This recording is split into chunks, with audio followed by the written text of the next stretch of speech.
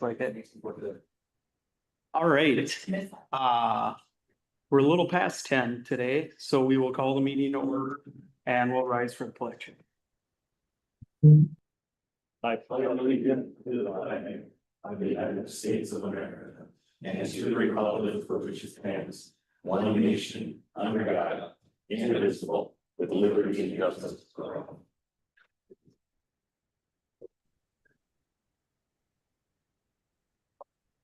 All right, well, it looks like we got a good crowd here today and it's always nice to see people. We got Steve is via electronic communications here, so thanks everybody for showing up. Cooled down a little bit out there, so that's nice. And we'll move into public forum here. Is there anybody from the public that would like to speak?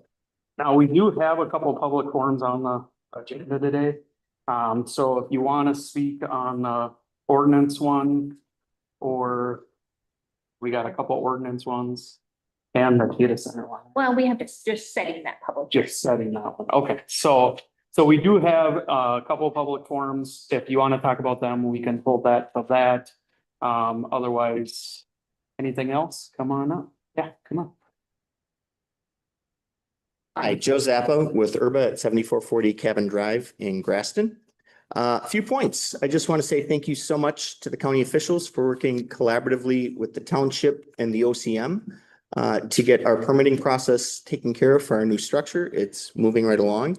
And more than anything, I really appreciate the county's professionalism in treating us like any other business. It's very much appreciated. And I know there's been some noise that you guys have had to deal with, but we appreciate the partnerships.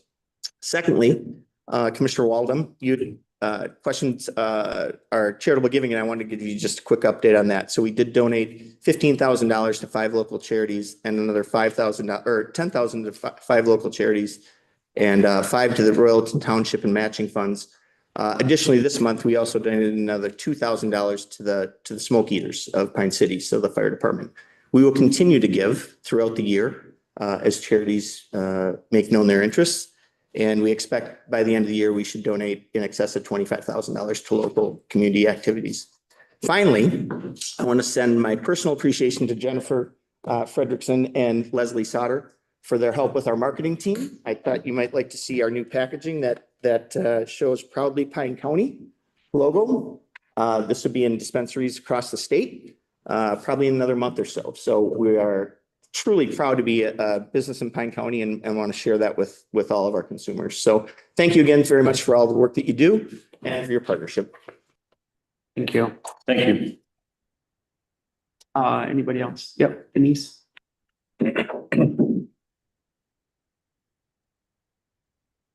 Morning, Denise Weiss, Royalton Township.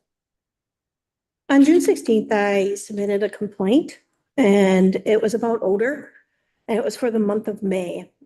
And so out of that, June 2nd, we had 16 days in which the weed smell, marijuana smell was quite strong. This would be 51.61% of the month. I received a letter on July 14th from Pine County, and it stated really only 3 dates, May 8th, the 20th, and the 26th. It also stated that I had not listed May 11th on my complaint, which is false. I did state May 11th, and my time was from 4 to 6 p.m. With the odor. Now, odor does depend on the stage of growth. It depends on the wind. It depends on when it's hitting my house. And this is the dates that we had placed on the complaint, was 16 complete dates. So when it comes back that only 3 dates are listed, it just feels like it feels rude to us to be able to write these dates out 100% so that we are completely giving an accurate statement of what's happening at my house. It's not what's happening anywhere else. It's my home. We attended the OCM meeting on July 11th with the listening tour in St. Cloud and talking to Eric Tabal, which is the director of the OCM. We did ask a couple questions, and one of the questions was, how big is this facility compared to other facilities? And he stated, outside of tribal lands, this is, if not the largest, it's the largest per acreage. So when we are complaining about odor, and maybe not other people are, it's because we are dealing with one of the largest ones in the state of Minnesota. At the end, when we shook hands from the meeting, Eric, in shaking his hand, said, you guys are dealing with a lot of light. And he just kept shaking his head side to side. Like this, it's intense. It's a lot of light. And I said, yes, it is. Try living next to it. So when we mention light and we mention odor and we mention these other issues, and it's relatively just marginalized, as far as 16 days gets marginalized down to 3, and the 4th date is questioned, frankly, it's just disgusting as residents that we aren't being taken seriously. So that is what I have to say with that. Thanks. Anybody else for public comment?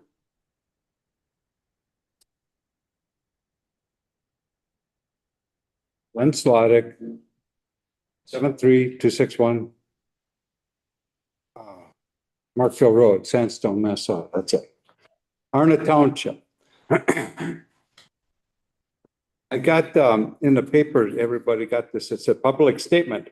The cities of Hinckley, Sandstone, and Pine City are jointly exploring options of long-term sustainability for fire service in our region, and so on and so forth. So I wondering if you guys are involved in that at all or not. And it's huge.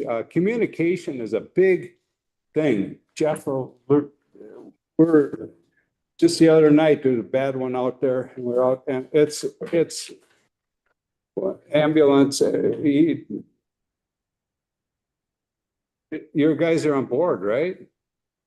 Doing to upgrade some kind of, I ain't the one asking for personal stuff. I chose to live out in a remote thing. So, but if they're gonna, our taxes are still the same percentage wise for, we should have safety reasons for communications upgrade for that area. Unread notifications. I don't know what the heck is going on there, but that's not really me. I'm technical, you can go on, sorry. Yeah, but that's a huge thing out there, and Roger already took care of the road. County 25 is a very big, dangerous, the repair needed on that between Duxbury Road and 173, and it's going to happen. You said this year. So that's all I have. Thank you. Thank you. Anybody else in public forum? Anybody online? No? Okay. All right, we'll move on to the agenda. Is there any additions or corrections? Yes, Mr. Chair, members of the board, I have one addition and then a few corrections. The addition, I'm asking to add regular agenda item 6.1, which is to set a public hearing for the data center moratorium. And when we get to that agenda item, I can discuss a little bit more. And then there's a few corrections on regular agenda item number 1, the ordinance amendment for the county zoning. There's just a correction to the memorandum of understanding language. Yesterday, the DNR let me know that I had referred to the city of Willow River's 1993 floodplain ordinance in the MOU, which was the only recorded one, but the city actually did adopt one in 2023. And so that's the one that should be referenced. And so just reflecting the updated, corrected, which floodplain ordinance we're referring to of the cities. Regular agenda item number 2, the subsurface sewage treatment systems ordinance. Again, the Pollution Control Agency yesterday requested some additional language to be included in the amendment, which clarifies the fact that the structures won't actually be sitting on the septic tanks. And then regular agenda item number 7, just a few little updates to chart number 3, and just the discussion of chart number 3, just clarifying a few things there. Okay, I'll move it, Mr. Chair, as amended. all right. You got a motion by Ludwig, Second. I'll move, I'll second. second by Holland. And we gotta do, oh, discussion. All right, any discussion on that? All right, hearing none, we do have to do roll call, right? Yeah, so Jen, can you call the roll? Use this one. Commissioner Waller, Yes. Commissioner Ludwig, Aye. Commissioner Holland, Yes. Commissioner Moore, Aye. Commissioner Nelson. Yes. Okay, perfect. Okay, approve the minutes of the July 7, 2026 regular county board meeting and summary for publication and the July 13, 2026 special meeting jail collaboration. I'll move. Okay, motion by Nelson, Second. Ludwig. second by Ludwig. Any discussion on that? Hearing none, all in favor, or Jen, sorry. Getting the habit. Commissioner Ludwig, Aye.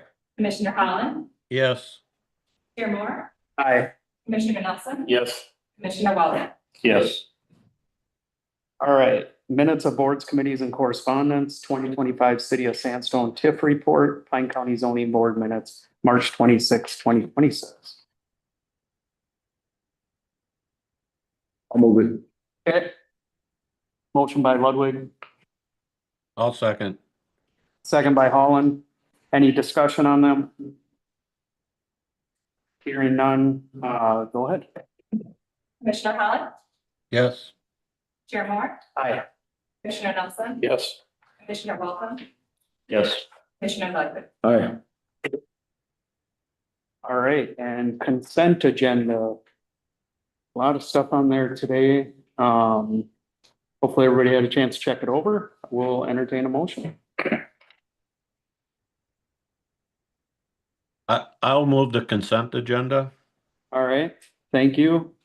Motion by Holland, Ludwig will second. second by Ludwig. Is there any discussion on the consent agenda?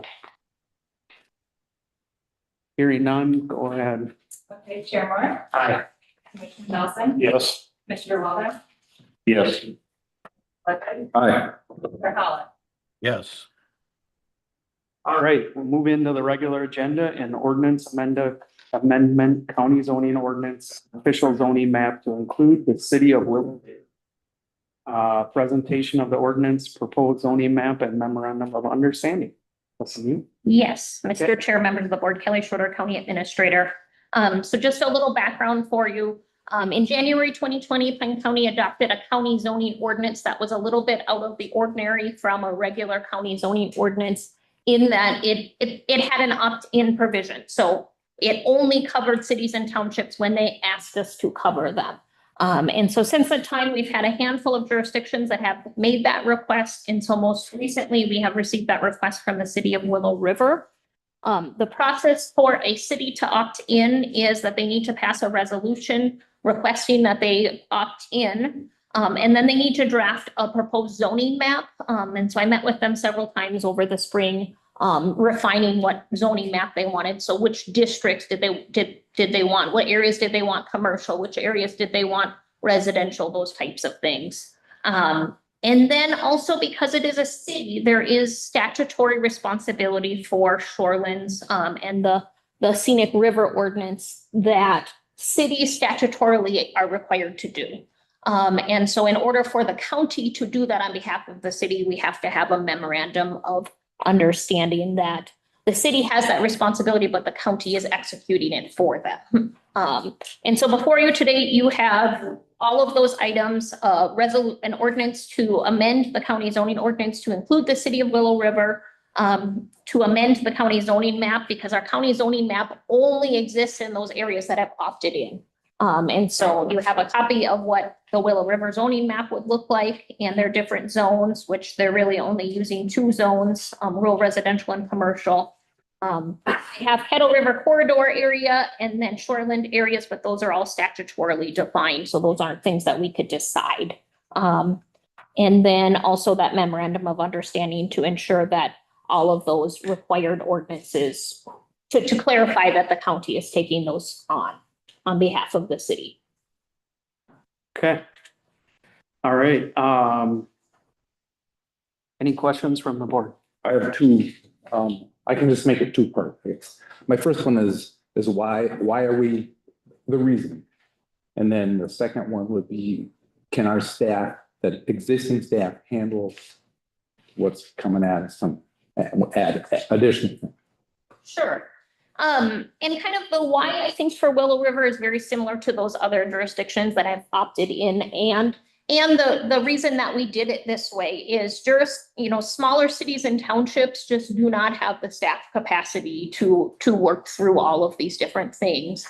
And, right now too, there's just a lot of development pressure out there. And so it's just something that we're versed in dealing with and have good processes and procedures in place. Whereas a small city may have to invent those types of things, to address those. And then as far as the staff, like our staffing ability, so we are going to be able to just absorb this within our fold. They really have a minimal number of permits that are issued in any given year. And there are some subdivisions coming down the pike in Willow River. However, that just runs through our zoning board, who they meet anyways, whether there's one application or two applications or whatever it is. Thank you. Okay. Any other questions? Okay. We will move on to public hearing, take public testimony. Anybody from the public that wishes to speak on this? I don't think anybody online either. Okay. Okay. Close the public hearing and any additional discussion from the county board.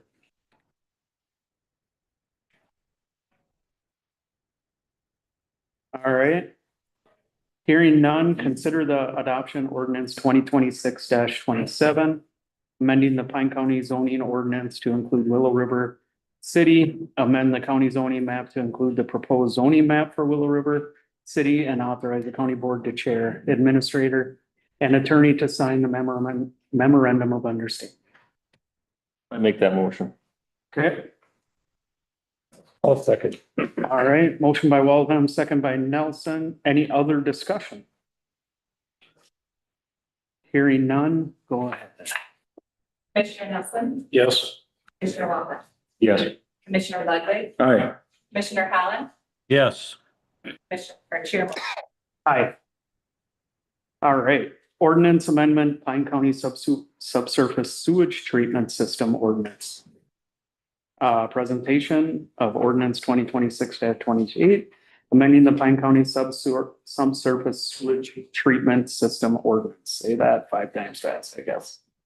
Okay. Thank you, Mr. Go ahead. Chair, members of the board. I'm going to refer to it as SSTS. That sounds a lot better. Little less words. So Pine County's SSTS ordinance is really driven by Minnesota rule. And so Minnesota rule, of course, gives you a lot of regulations on how septic systems must be installed. One of those regulations is the setbacks from structures, from property lines, those types of things.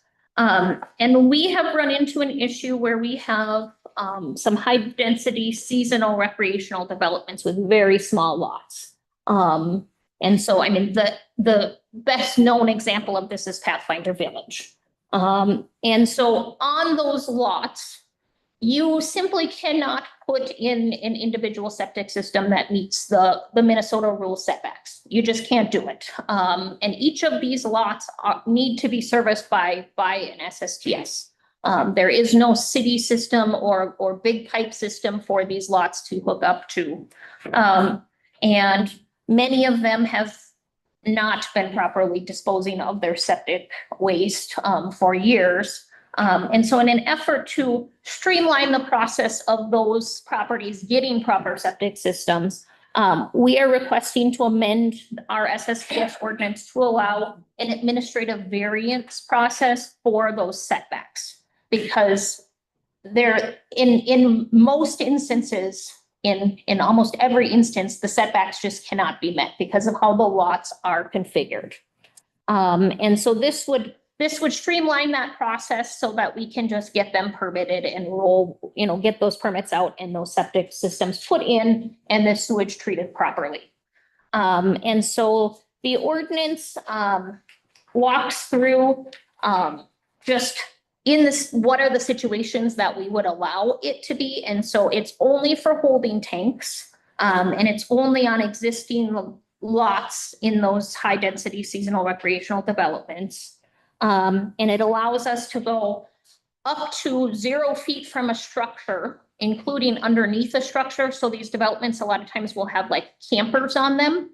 And so with how the lots are laid out, sometimes a portion of the tank even needs to be under that camper. Yesterday, the MPCA did express concern and wanted that clarifying language that we weren't placing the actual structure on top of the tank because they're campers, they're park models, they're on piers. Like those structures will not be on top of the tank. And so that's why yesterday there was that additional language that was added, highlighted in yellow, just clarifying that it wouldn't be on top of the tank. And then also just allowing a 6-inch setback from the property line. Again, those lots are very, very small. And so in order to meet the setbacks, it's just not something that can be met.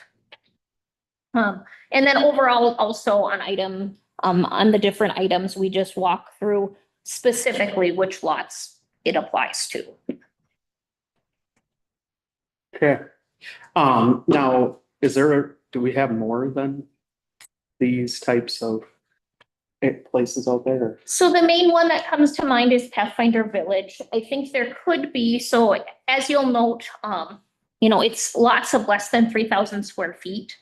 So there could be some very small lots that were done back in, the 50s, 60s that aren't in Pathfinder Village that this applies to. And now if someone or if something new came up where someone wanted to do this, it would all have to be kind of met. Right, new lots, we would address it at the time that they were created. Okay, but this would fit for them as well, right? This isn't just for existing, It is only for existing only lots. for existing. So if you did a new one, they would have to conform to, Correct. okay. It's just that these lots already existed. Yep. They've been out there for 50 years. And there's like, what, 1,500 or something? 1,200-ish out in Pathfinder. Okay, yeah. Okay, I kind of already opened the county board discussion, so anybody else got any discussion? Yeah, I do, Mr. Chair. Okay. So from what I understand, Pathfinder Village is over 2,000. Is there 2,000 people out there or how many parcels is out there? There's 1,290 parcels. 1,290 parcels. Okay. Let's say then, for example, you have a small, similar parcel anywhere else then in our county? Are they gonna have the same opportunity then to build the same kind of structures, the same kind of setbacks, the same kind of what we're establishing here? Yes, so and that's why this doesn't specifically refer to Pathfinder Village.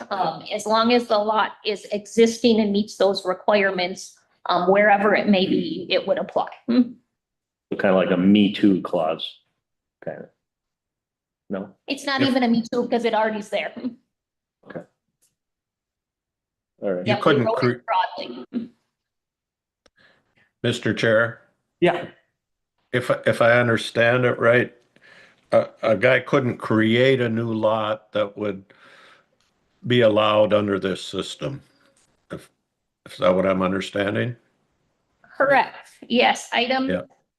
Item 2 of the requirements is that the lot had to exist prior to the adoption of this amendment. Right. And then a little bit related to this, I don't probably even want to know what has been happening to their sewage up to this point, but now they're going to have a holding tank. Does the capacity exist to have those tanks pumped and spread somewhere? Yeah, Yeah, I will, so I can speak to Pathfinder specifically of they have certain pumpers that go in there on certain days of the week and run through and pump these tanks. And so when we're permitting them, they have to have a contract with a pumper as well. Okay, I know campground I'm involved with, they have their own septic that they just pump it and haul it to that septic. So I don't know. Okay. Any other discussion? Chair? Yeah. At one time, we had talked about, in the discussions on this ordinance regarding compliance inspections, is that, where did that end up at? Yeah, so that did not end up in here requiring compliance inspections on any interval. But that's something that we could include.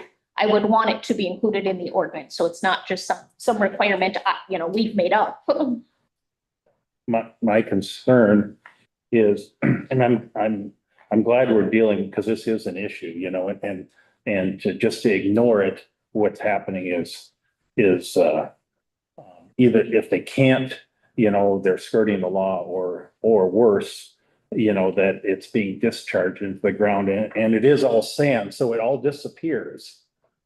But you don't know where it's really going, because you're not gonna see it bubbling up in the middle of the night because it's sand. My concern with the density, I think this is a good ordinance, but my concern is with the density that we have out there. We have holding tanks that are literally next to each other, and we have wells that are being permitted by the state with the variances. So in order to protect the groundwater, I mean, holding tanks are great, but as they do need to be inspected periodically to make sure that they are not leaking. And again, a normal situation, you'd see leakage coming out around, but in this case, leakages could be happening and you don't know that.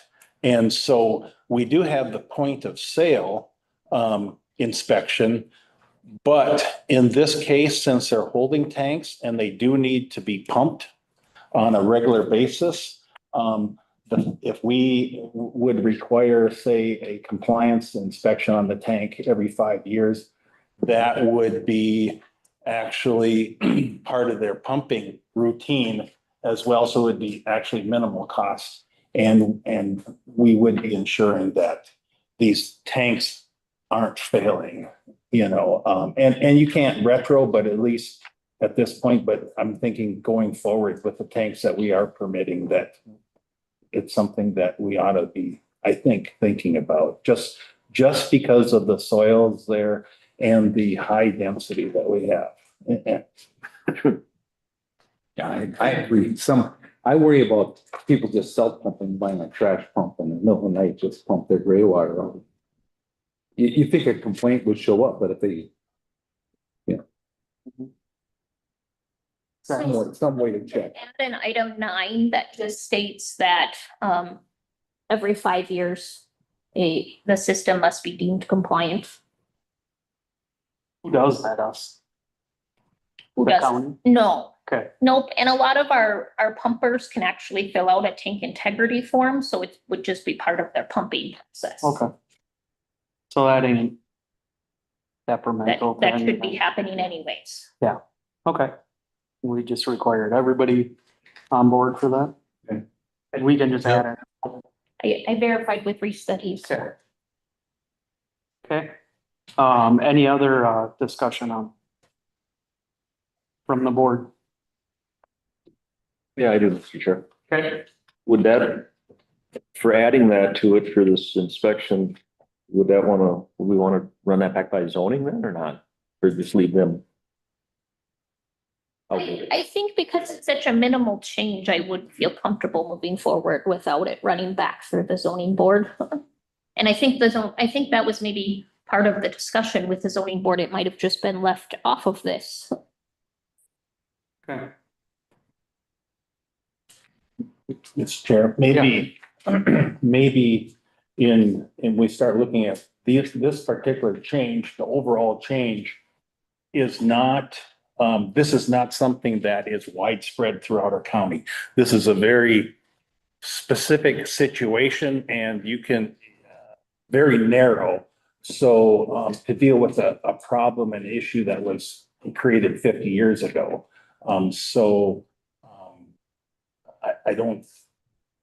I can't recall of other places where it's gonna be very minimal other than the one place that was mentioned, so. All right. Any other questions or discussion from the board? We'll open public hearing and take public testimony. Anybody here? Yeah. You gotta say your name and where you are again. Go back, yeah, Glenn Slottick, 73261 Marksville Road, Sanson. I have a brand new system, of course. And what is the county inspection? Am I mandated now for, no. Will I be mandated now on a, not this? Okay, then the only other thing I have, as I'm listening to this gets into the Gull Lake cabin owners that get taxed off their property. It could be the Pathfinder, old grandma and grandpa been there forever and ever. People, will this new rule in place for these new tanks happen at the next transaction, at the next sale of the property? Are you're going through it now, even if you own it, the sewage police is gonna come in and arrest you and make you put the tank, how is it? I can speak to that if you'd like. So no, we do not have the staff capacity to be the sewage police. So typically we have people who are just in their general line of living decide that they want to put in a tank or it comes up at point of sale. So. Okay, so that just standard. Right. Get a new permit. And then you're good with whatever, Purple Pumper coming in there and he says he looked down there and said there's no cracks and it's perfectly good because he ain't crawling down there to find out if there's a problem anyway. He didn't pressure test it or nothing like this and this. I have issues about how that testing is really done because I know better. But anyway, you're okay with how do you, does that man send that paperwork to somebody in the county here? You got staff to be the police? Right. So if a pumper is a certified pumper. Yep. They have the ability to fill out what's called a tank integrity form and certify that the tank does not. Yes, they have, yep. So if that pumper is willing to do that, yep, they do that. And then we have like an online system that they just drop it into. Okay, so you guys do not unlike Arna in You don't require it. thank you. Any other public testimony? Okay, we'll close the public hearing. Any other additional discussion from the county board?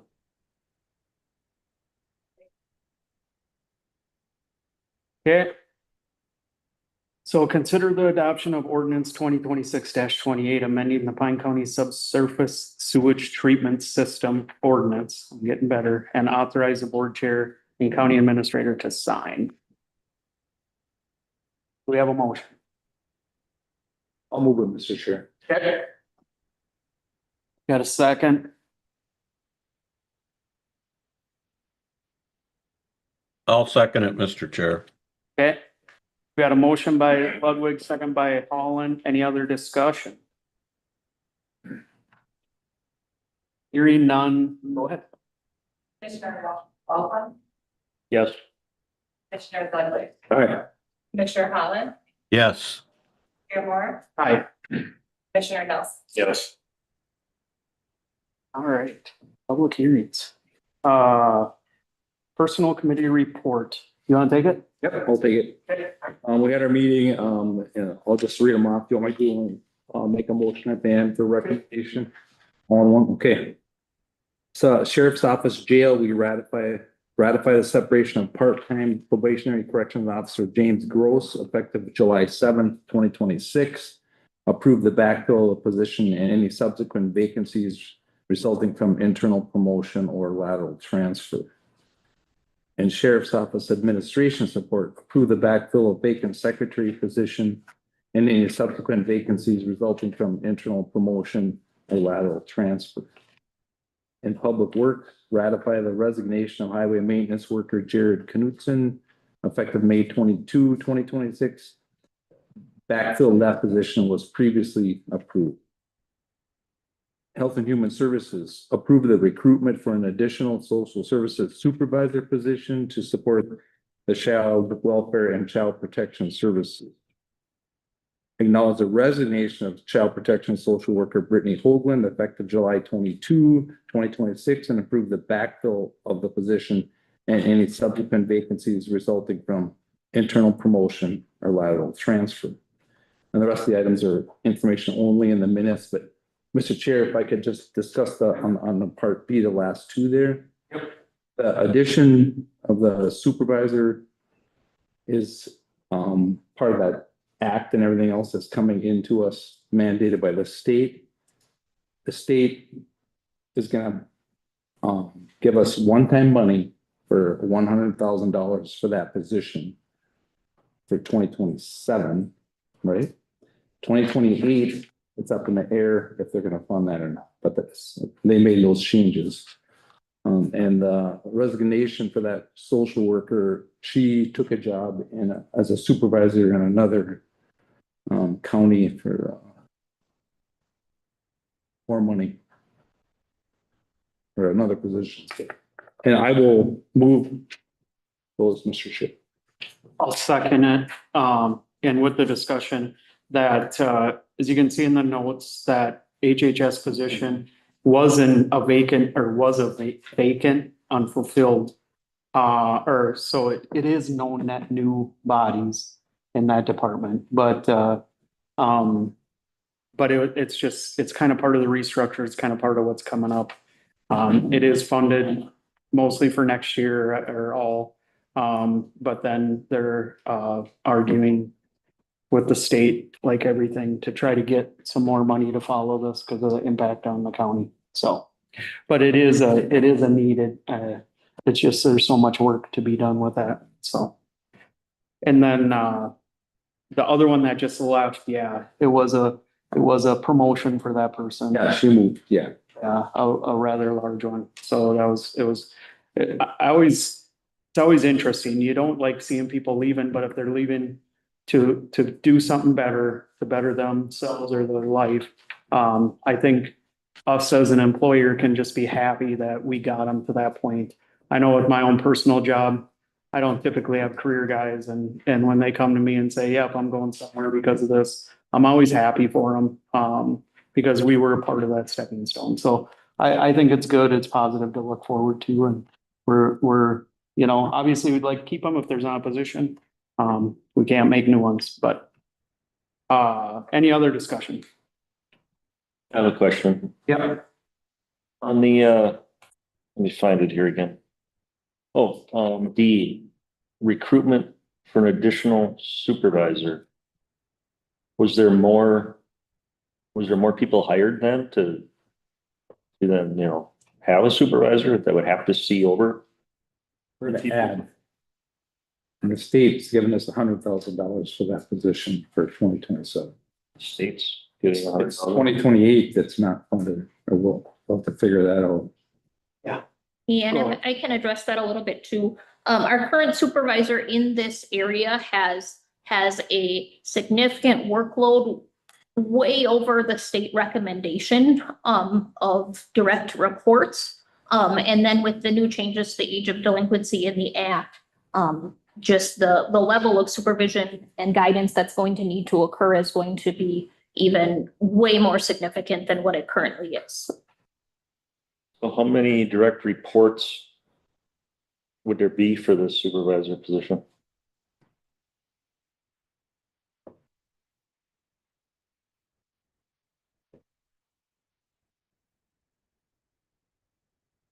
didn't even see you back there. I'm back there. Back there. Good morning, Mr. Chair, members of the board, Becky Foss, Plain County Health and Human Services Director. So there would be, with the addition of the supervisor, there'd be 2 supervisors, there'd be roughly 7 direct reports per supervisor. There's a potential for that to grow just with the act and the age of delinquency changes. I think there's a lot that we are going to have to be doing and growing over time to meet the requirements of those new laws. One-time funding, ongoing mandate is what I'm going to continue to say. I follow up.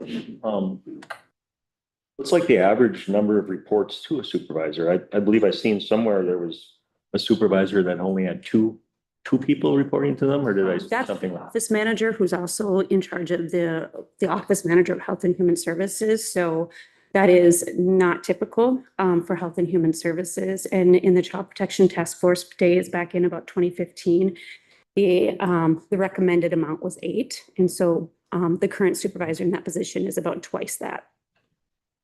And we are doing everything we can to take more off our plate. But at some point, you just have to come to the decision that more is needed. And that's where we are at with the workload. Okay, so, all right, I'm just trying to figure, there's really then no, you could be a supervisor over 2 people, or you could be a supervisor over 7 people, The recommended in child protection is no more than 8. or than 8. But there's not a minimum then to become a supervisor. Could you? I'm not aware of a one? minimum. Could you supervise 1 then, I suppose? I suppose you could. That's not what we do in Health and Human Services. Max is 8. Recommended max. For child protection. Protection. Oh.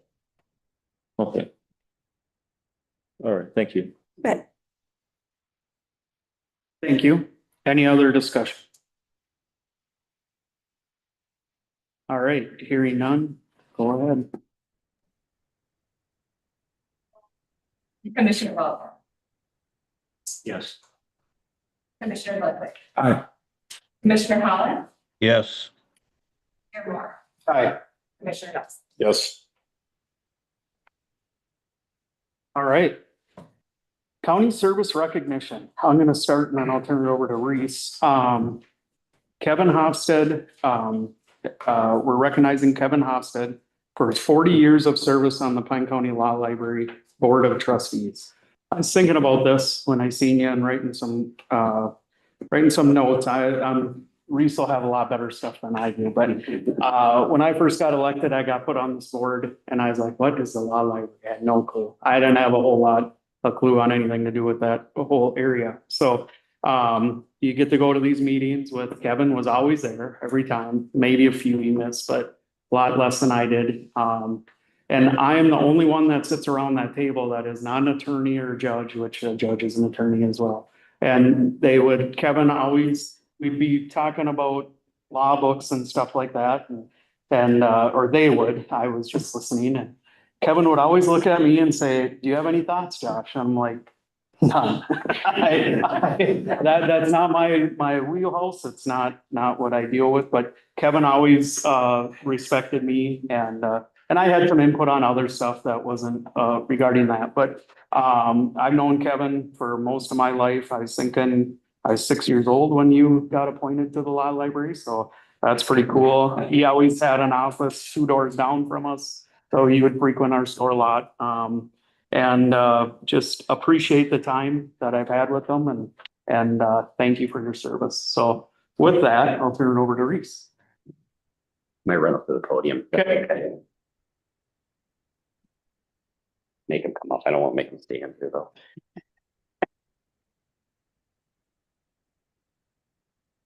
All right, Mr. Chair, members of the board, good morning. So it's my honor to be here to recognize Kevin Hofstad for his 40 years of service on the Law Library Board.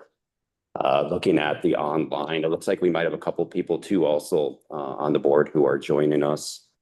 So 40 years, as kind of Josh mentioned, being 6 years old is kind of a big number. It's a long passage of time.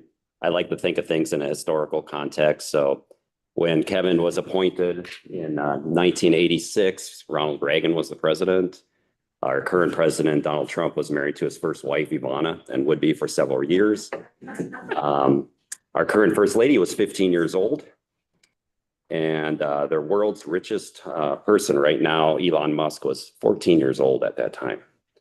1994, Kevin had been on the board 8 years. Amazon was formed. And based on the number of boxes that come to my house, that's kind of a historical recognition for me, at least.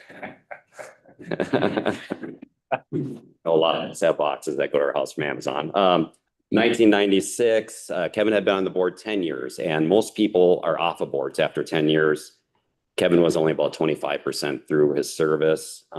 Bill Clinton was re-elected as president, and the Macarena was a dance hit and became the world's most annoying wedding song for the next 30 years. 2006, Kevin had been on the board 20 years. That's only half his service. In 2006, the first tweet on Twitter was published. Now, that just covers the first 20 years. I'll skip through the next 20 because there were some not so good things in there. But the point is that during those 40 years, a lot had happened, but there was something that was consistent, and that was Kevin's involvement and leadership on the Law Library Board. As professionals, lawyers are expected to contribute to the profession and their community in various areas. One of those areas is access to the courts. It's a topic that gets talked a lot about in legal circles. The courts are expensive, they are complicated. Because of that, a large segment of our population can't afford to go to court. They don't have the knowledge to access it. And lawyers and courts are tasked with finding a way to make that more accessible to your average citizen. And one of the solutions to this is the Law Library Board.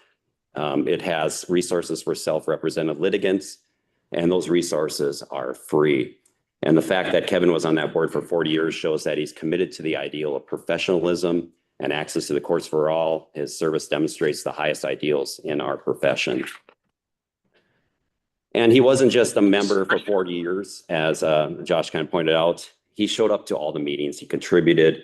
In fact, he was our board chair for several years. In the last 11 and a half years that I've been a member on that board, I recall Kevin missing only one meeting. And I recall that because I'm the vice chair. I had to run the meeting, and that's the only time I had ever had to do anything as vice chair on this board. As board chair, Kevin ran every meeting with humor, with patience, with efficiency. There are a lot of positional egos on this board. You got a county commissioner, you got a county attorney, district judge. I'm not saying they have egos, but I'm saying that they're people with interests and opinions. And Kevin made sure that each of us had a chance to say something, but kept the meetings moving. And he was also a historian with regards to the Law Library Board. So when we had a question of way things were done a certain way, he had an answer for us. Of particular note for this county board is that the law library costs the county $0. It's funded through certain court fees. Kevin made sure that we kept the expenses within the revenue of the courts. There is actually a nice emergency fund that's been built up as part of this. And I can say that not all county law libraries can say this. There are a lot of county libraries that run a deficit. They go to their county boards with hat in hand and have to ask for funds. And of particular note too is that Kevin did this for 40 years without per diem or anything fun like a county funded trip to a law library conference. Not that that would be fun, but he didn't get a perk like that. So to close this, I want to end this on a personal note. 11 and a half years ago, I started here as county attorney. I had lived in this county for several years, but I had practiced in a neighboring jurisdiction. So I was new to this legal community. And after I was sworn in, one of the very first calls I received was from Kevin Hofstede. I really didn't know him. And he called to invite me out to lunch. He wanted to meet me and welcome me to the local legal community. And that meant a lot to me. And it still does mean a lot to me that he did that. And I should note that the only other lawyers who did that in that community were actually proteges of Kevin. So that told me that he led others by example and set a high bar for all of us in this community. So it's my honor to present Kevin Hofstede, Esquire, retired, with this certificate in acknowledgement of his unprecedented service to the Law Library Board and Pine County. I feel like we're losing a champion for this Law Library Board. And I feel that our senior statesman in the local legal community is leaving us. And I mean senior in the most respectful way possible. But I do wish you well on your retirement. And I want to thank you on behalf of the citizens of Pine County.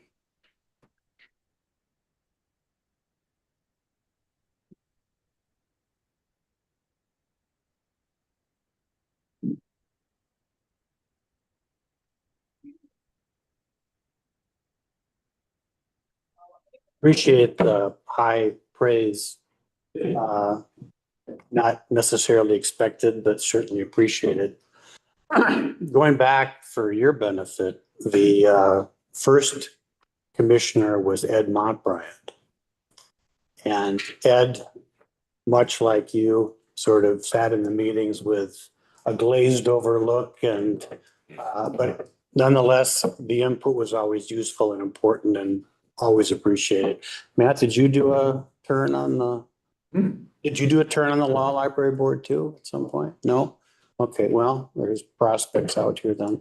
So thank you. They also assign me the other side.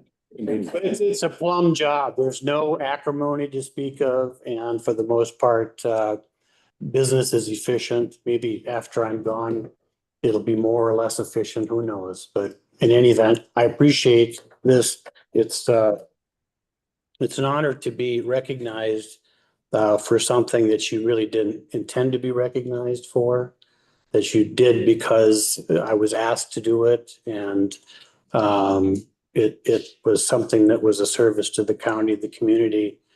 And I leave with a lot of pride knowing that it's in good hands and it will continue on with its mission, although that'll be more complicated now with artificial intelligence and all that's happening in the outside. Thank you for doing that.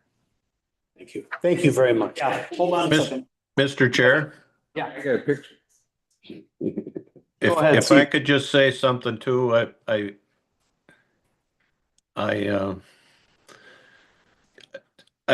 went to a leadership conference with Kevin about, I can't remember, Kevin, 30 years ago, maybe? Yes. The Blandon Foundation put on a leadership conference, and a few of us from Pine City went, and we got to know each other quite well during that week we were there. But Kevin was an encourager, and we appreciated his low-key way of doing business around the community, and the help that he gave so many people. And I know he did a lot of work that he probably never asked for any money for. So thanks, Kevin. Thank you, Steve. Much appreciated. We get a picture with you and Reese. Okay. All right.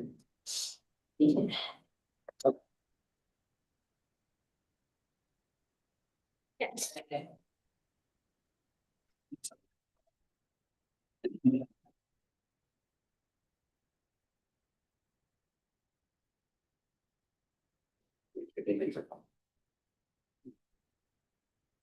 All right, thanks again.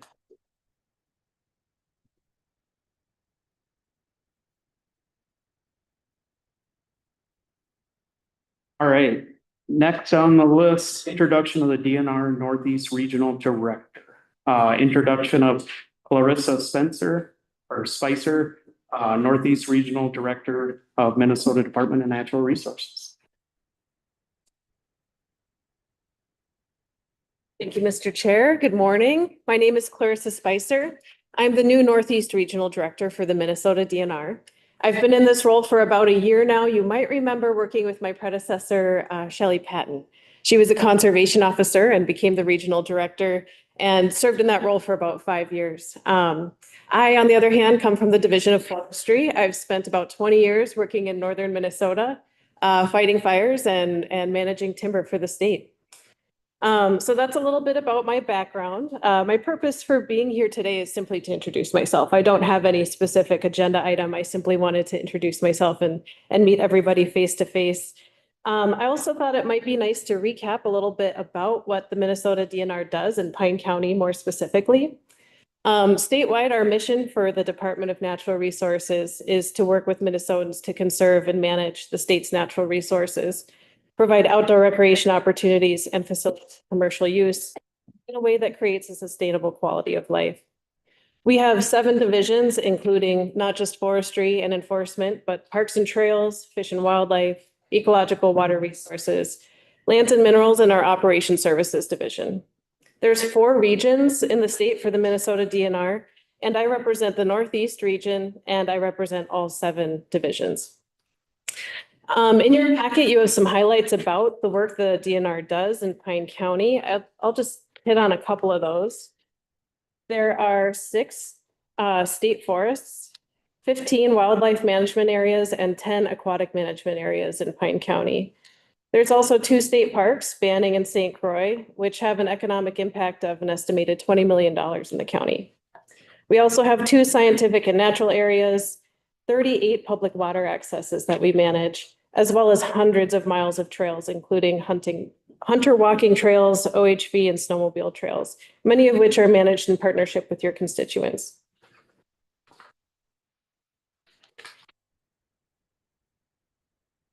My job as the regional director is to serve as a point of connection for you. You already have a lot of connections, I know, with the local Minnesota DNR staff. There's about 40 full-time staff who work in the DNR in Pine County and numerous others that are volunteers, interns, and seasonal workers.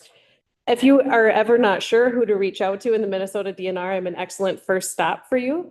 And that's how I plan to serve you going forward. So please don't hesitate to reach out anytime. You've got my name in your agenda, and I am very easy to find online. So please don't hesitate to look me up and reach out for anything I might be able to help you with. That's all I have for you. All right. Well, thank you. It's nice and interesting to have, the connection with who's in charge around here. And I know the county's been working with the DNR with that Cross Lake boat landing. And I know the county's working on that and the fair board. So hopefully that is still scheduled to get going.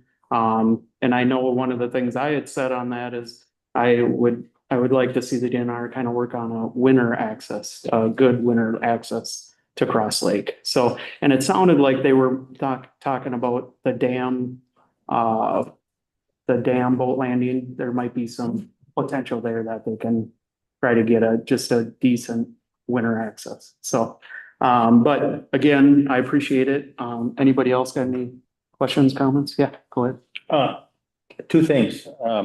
First off, thanks for coming and introducing yourself. I did notice in your report that you talked about the Ogama Township culvert concerns. It was listed in your, and I'm glad to see that you are concerned and addressing that. I mean, as Ogama is one of the townships that I represent as well, and their concerns about,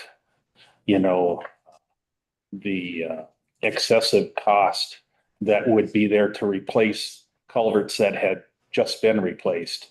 And so as much, I appreciate the concerns, but thank you for being willing to work with the township regarding that. And we will be following that as well, because that could be a significant amount of money. And so yeah, just wanted to bring that up. And then secondly, is maybe it's more of a question of how you deal with that. So in some of your WMAs and some of your AMAs, I've also heard some complaints from townships regarding weed infestations in some of those. And so what is the remedy that you have to deal with some of those weed infestations? And then maybe secondly, how would those townships address those concerns? Certainly, I'd invite you or anybody from the township to reach out to me and I can find the correct connection. We have a terrestrial invasive species program. So we would start by identifying, we'd go out, do a site visit, identify the species that are there.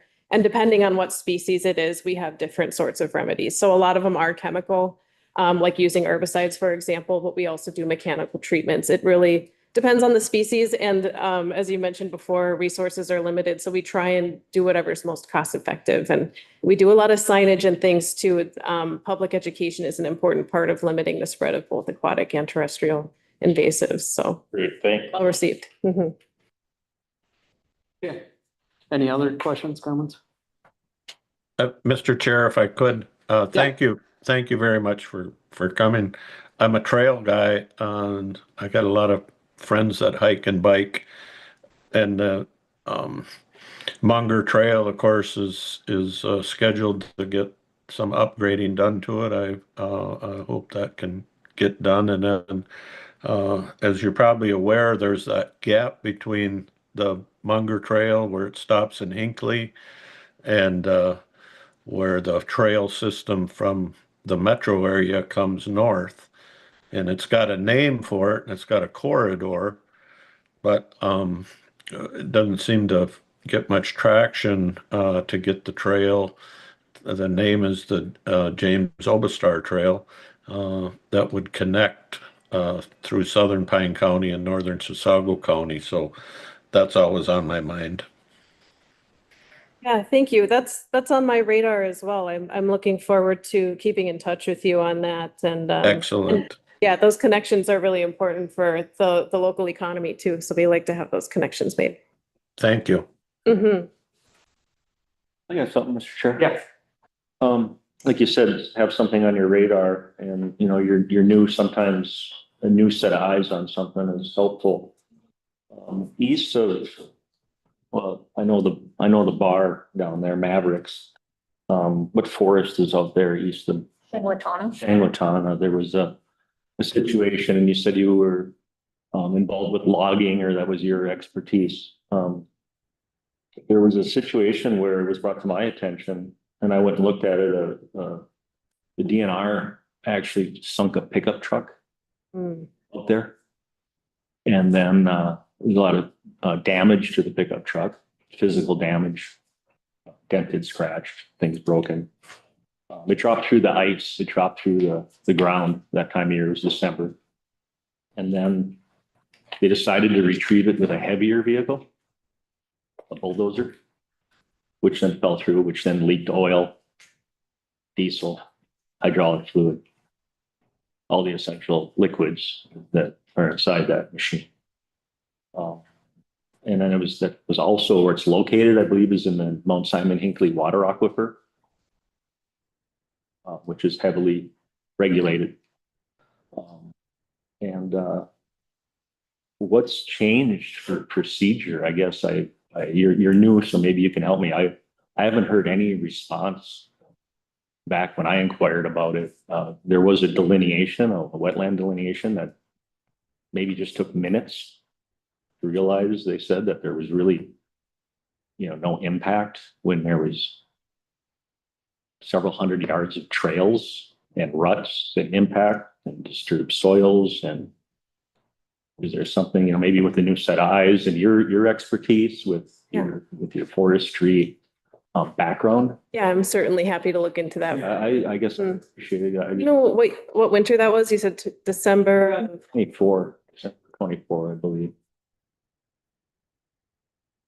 Yeah, we do. I get asked, occasionally about it and it just seemed to go away. And the thing that was pointed out to me was the DNR advertises and puts for public service announcements. I'm sure you can picture it. I certainly can. Where it shows a person walking on this much ice and then an ATV with this much ice, and then it gets progressively bigger. You need 8 to 10 inches then the DNR themselves seem to just ignore that. And if you drop a pickup truck through, bringing a heavier vehicle, seems to be going the wrong direction. And then just with containment issues, they should have some sort. You carry a fire extinguisher in case there's a fire, I'm sure. But I mean, anytime you're working in that kind of condition, they had the booms to hold in, the liquids, the oils, the antifreezes, it's unresolved. Okay, I'll look into it. Yeah, I mean, people do make mistakes and we seek to remedy them. So, yeah. Thank you. Welcome. Any other comments, questions? Okay. Well, thank you again. Thank you. Thank you. Welcome. Thank you. All right. Number 6, cannabis complaint review. Sure, Mr. Chair, members of the board. You have on the agenda today and in your packet a copy of the letter that I had sent to Ms. Weiss in response to some complaints that have been received. And I just wanted to talk through it, answer any questions that you have, and receive feedback from you because, we we address things based on ordinance, and I know our zoning board is continually reviewing the ordinance, the cannabis ordinance. And actually on Thursday is going to be on their agenda, looking at a few items on the agenda that I think Commissioner Nelson had asked them to look at with the cannabis ordinance with potential amendments. But overall, I wanted to just review these complaints, get your feedback, if there's something that I'm missing, and ensure that I am adequately addressing these complaints. And so I do want to note that on January 23rd, I had issued kind of a formal findings of fact based on a number of complaints that were received regarding a lot of things, but kind of the ongoing complaints have been lighting, odor, wastewater management. And, you know, back then and continuing today, I am not finding a violation of the ordinance as it's written today. And so when there's not a violation, there's not any action that we can or should take, because otherwise you would just be making up rules. We need to go with what's in the ordinance. I want to clarify, you know, Ms. Weiss in the public comment had addressed the odor complaint. In my letter, I do not specifically say that there was only odor on 3 dates. I specifically note that we were there on those 3 dates, and had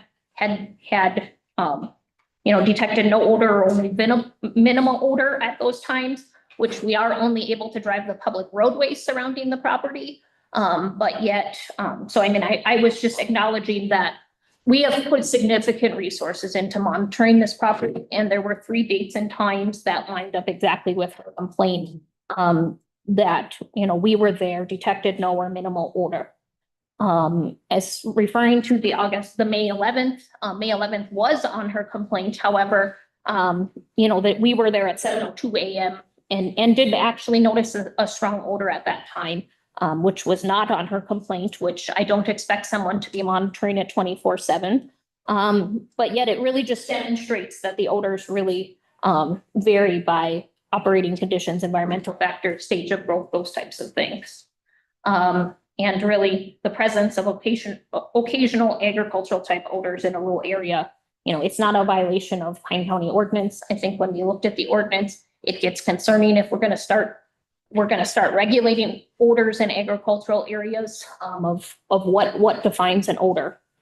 There's been some significant correspondence regarding water well test results that were both contained in the permit file and received on private properties.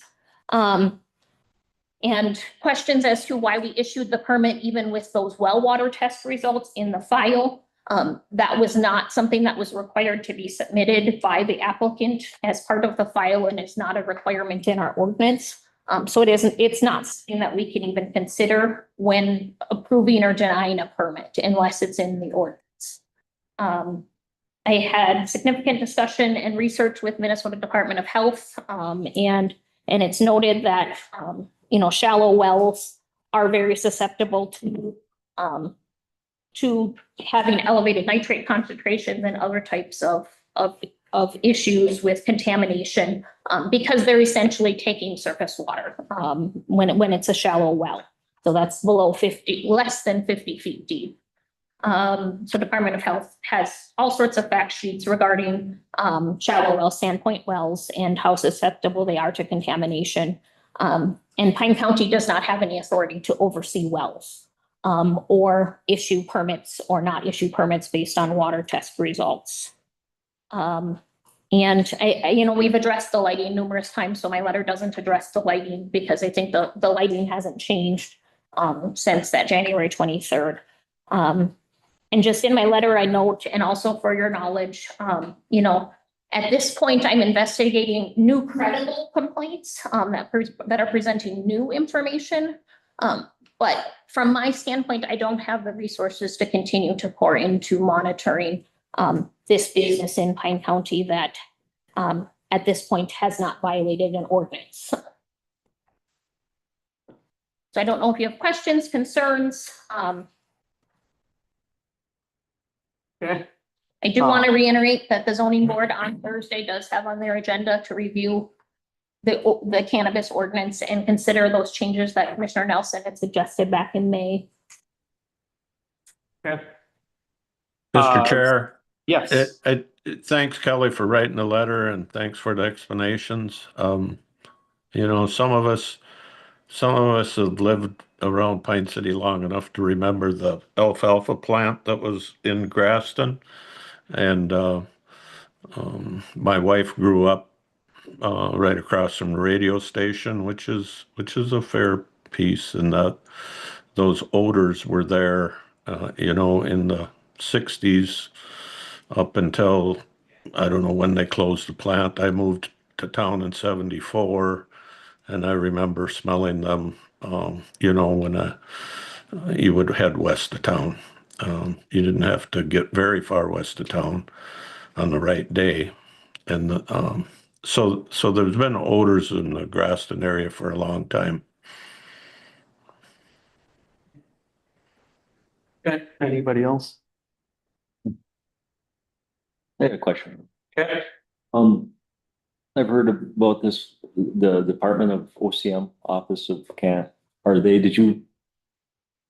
going to speak at the zoning, or have you reached out to them to have them? I have not reached out to them. You know, they provide guidance as needed, and I think if we had specific guidance the zoning board was looking for, you know, we could definitely do that. You know, OCM could go back and ask for statutory changes and things if they don't think that we're doing something sufficiently as well, or rule changes. Because OCM does have the authority to regulate things too. So it's not just Pine County's responsibility. Right, would there be any support to have the county reach out to OCM and offer them an invite to come and? What would we be asking them for? Well, just to explain, you know, their stand on things. I know there was some setback things that were early in this, you know, they've even spelled out where, you know, utilizing the, you know, industrial area to deal with that aspect of these types of, I mean, they are the state oversight of this, correct? Correct. And I will note, you know, OCM's original direction was in industrial area, and then they changed course and says industrial or agricultural. So, you know, we're all learning about cannabis and where it works, what we need to regulate. And that's the purpose of continuing to review the ordinance. Okay. I guess there's nothing stopping anybody from inviting, you know, reaching out to them and having them show up just for Q&A, if nothing else, questions, answers. Sure, if the board would request them to be on the agenda, I mean, they should be on the agenda, not just show up. Oh, okay. Again, I think what Administrator Schroeder's, what would we want them there for? I mean, do we have specific concerns or questions or something?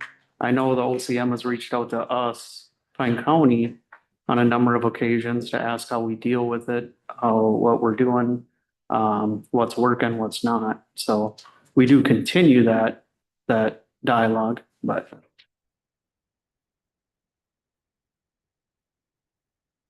Well, I would like to invite the OCM. So that's a motion. Okay, a motion. Are you? Okay, I'm just trying to understand. A motion to invite OCM to the meeting on Thursday? Yeah, just have somebody there to answer questions. So let's try to get everybody together. Can To the zoning board meeting on Thursday? Yeah. Isn't that the zoning board would have to do I mean, you guys can direct me to do things, so I mean, we do have some zoning board members here. I don't know if they find it beneficial. I don't know, or is there a second? Yeah, I'm just kind of curious, can we put something on the zoning board's agenda without discussing it with the zoning board? Ideally, probably not. Okay. Yeah. Yeah, we can't instruct them to invite OCM or whatever. Okay. That's what I was kind of thinking, because it isn't our meeting, it's the zoning board's meeting. So. I mean, you can reach out to OCM and have all the discussion you want with them and see what they're, whatever. So Okay, thank you. is there, any other discussion on this matter? A couple things. Yeah. Sure. First, maybe I'll just start at about 3 or 4 things. I'll just start in the back end with OCM, just, you know, it seems, you know, we've had some meetings and they've had a bunch of listening sessions around the state. And, I'm a little unsure as to what their role really is, to be honest with you. You know, they seem to tell you what you want to hear at these meetings. And depending on what the crowd is that's there. But then when it comes to making some decisions on things, that they'll either refer to, that's the state, that's the legislature's job, or that's somebody else's job. And I mean, but they do the paperwork. So, you know, are we really going to get answers at this point? I don't know. That's just off the cuff remark. But the other things that I do have to talk about, we'll go in kind of reverse order. I think the light issue, that is, you know, because that has been a concern. We can't turn the clock back on that. But I do think going forward that will be addressed, you know, with these upcoming, it's not going to happen immediately, but in the long term, that will be addressed. My understanding through some of these upcoming changes. Regarding odor, the question, and we've talked about this before, what mechanism do we have to measure odor? Is it my nose versus your nose? That is no mechanism to measure odor. The standard is in parts per million of some sort of particle. And whether is that particle dangerous or not just do we have aversion to the smell or not. And that again is not regulated by Pine County or any ordinance. That is MPCA that generally regulates air quality. And so if there's issues there, that's where that concern ought to be addressed. And I don't know that they have standards developed yet. And so it's way premature for us to try to develop those sort of standards. And then maybe my last thing, and I think this is probably the overriding issue, is I think we need to take a historical look at land use regulations in Pine County. Because I'll just say, and I'm going to go back 35 years, and that's way before I was on this board and many others, but I've been to a number of meetings in the last 35 years in which land use in Pine County has come up as an issue. Should we have a countywide zoning? How regulated should we be? And every time that issue comes up, which is about every 10 years, that there are a number of township officials and such, you know, I mean, they're obviously somebody's bringing it forward, but our townships seem to say loud and clear, we do not want that. We would rather that instead of a top-down approach from the county, that it be more individualized from the township. And so that's sort of been the approach that I think we have heard over the past 35 years. And so our ordinances reflect that. And so you're going to see that even in this cannabis ordinance, that if you think it's not regulated enough, that we expect the townships to develop their own ordinance. If they don't think that, and there's some that have on a number of other things, and this is no different with cannabis. And I think the township that is in question here actually took a look at that, and I think they chose not to. Now, That's and because they chose not to, does that mean we should then jump in and raise the bar? When the township said we don't see it necessary? Just because somebody's not getting what they want, I think you're barking up the wrong tree. You ought to be looking at your township and saying, and if there's a number of townships that come forward and say, whatever the issue is, we think the county ought to deal with this, then that's the process in which we do. And historically, that's how it's happened. And I don't want to see us trying to end run or bypass that sort of historical precedent that we have. And so I say, go to your township with this. And if they don't think it's an issue, then why should we be dealing with them? Okay, any other discussion? Thank you, Roger. Yeah. I think you were spot on. All right, well, we don't have no action on this. It was something that we dealt with. We don't normally do these. We don't typically take a request to get something on the agenda that is already dealt with. But we wanted to get it out in the public, have a board discussion. And I think the consensus is pretty clear. So I appreciate it. Thank you for all the work that we've done on this. I think it is very important to put something like this done to bed. We have business owner that is been working really hard to be a good partner, that has been trying to address some stuff. And there's things that happen, you know. There was a winery down that road. There's people driving down that road. Yes, it's a nice peaceful area there. I know a lot of the neighbors in the area. And I've talked to them. I've had to ask them questions. Are there any concerns you had? Well, sometimes it smells, sometimes it doesn't. Sometimes it lights, sometimes it doesn't.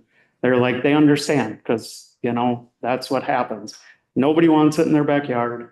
Everybody wants to have everything in their area, but they don't want to deal with the consequences of that. So I just hope that everybody gets a little sense of maybe closure on this, at least for now. And we'll just see what comes down. Like I said, our interaction with OCM has been, they've really been looking at us and we offered that because they're like, what's working, what's not. And you know, some people just don't agree with it. Like I said in the first hand, I think it should be treated like any other business. I don't see why they should have special stuff around them just because they're cannabis, but that's where we're at. And that's what we did. So thank you. And we'll move on. So 6.1 data center public hearing. Sure, Mr. Chair, members of the board. Obviously at the last board meeting, the county board passed ordinance 2026-15, which was enacting a moratorium on data centers. As I moved forward to finalize that ordinance, I dug deeper into the statute that establishes our authority to grant that ordinance. Trying to decide, you know, does it need to be published like a regular ordinance? What are the procedures to finalize this? And in that deep dive, I came to the realization that we likely needed a public hearing during that process. And I verified with our county attorney, and he noted that yes, you know, procedurally there likely should have been a public hearing. So what I'm requesting today, because we don't want any issues moving forward with the data center moratorium, I'm requesting that you set a public hearing at or as close to 10 a.m. as possible on August 18th, right here, which would be to hear public testimony regarding the data center moratorium and then just reaffirming that ordinance that we had approved. Okay. And we need a motion on that? Yes, please. Okay. All right, I'll make the motion. okay. You got a second? Yeah. Motion by Nelson, second by Ludwig. Any other discussion? On setting the data center moratorium public hearing. It wasn't. Okay, any other discussion on that? Hearing none, go ahead. Commissioner Ludwig, Aye. Commissioner Howell, Yes, Chair Moore, Aye. Commissioner Nelson, Yes. Commissioner Waller. Yes. All right. 2026 second quarter budget report. Sure, Mr. Chair, members of the board. I think Ryan's going to share the graphs here in just a second. And so this is a very similar report to what you've seen previously. We have 4 graphs that I was going to just quickly talk through. So chart number 1 summarizes the revenues and expenditures for each major fund. So obviously we have a lot more funds than just the general fund, HHS and road and bridge, but these are the major funds. And so reporting on those for both the revenue and the expenditures are below 50%. In each of those areas and overall, when you're looking at the whole budget, which is really good to see considering that the first half of the year typically has a significant amount of expenditures with our bond payments and with just contracts that renew the beginning of the year. And so the revenue being below the 50% isn't concerning to me because a significant portion of our state aid revenue is usually received during the third quarter. And so it's not concerning to me that the revenue is lagging so far behind. Chart number 2 looks at the revenue only for the general fund departments. And so the green bars on chart number 2 are just as year to date as of June 30th. What the revenue for each of those departments was.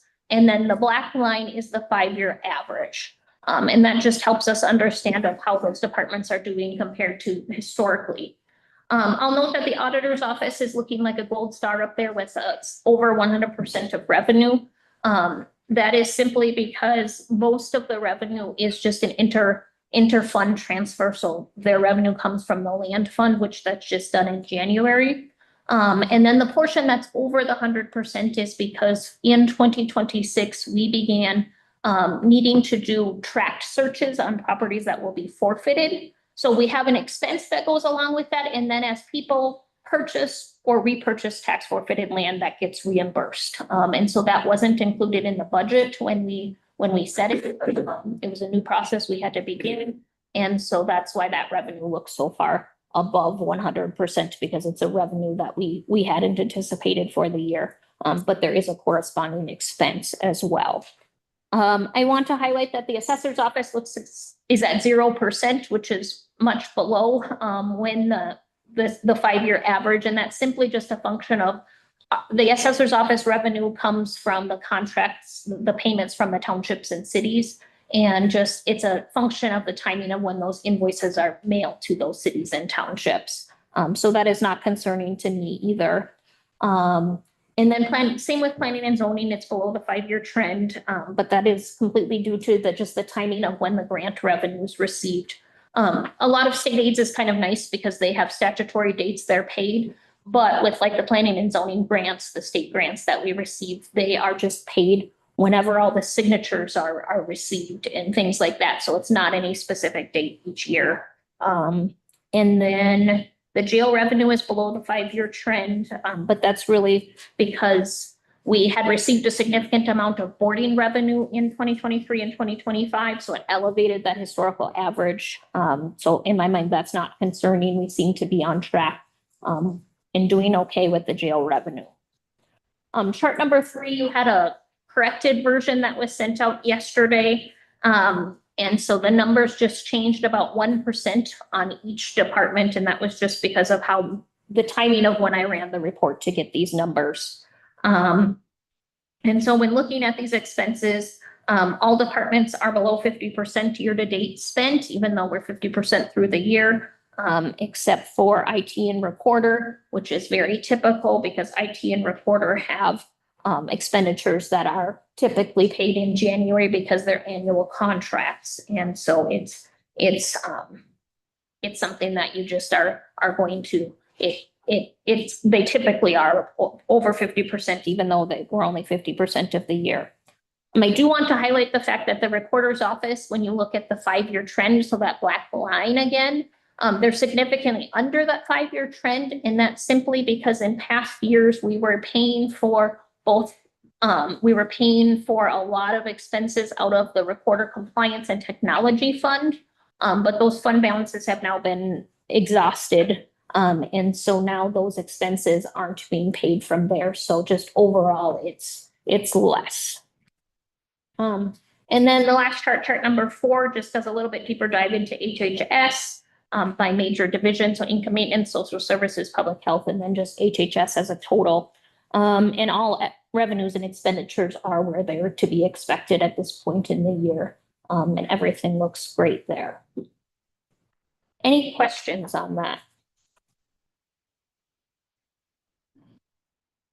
Yeah. Well, thanks for that.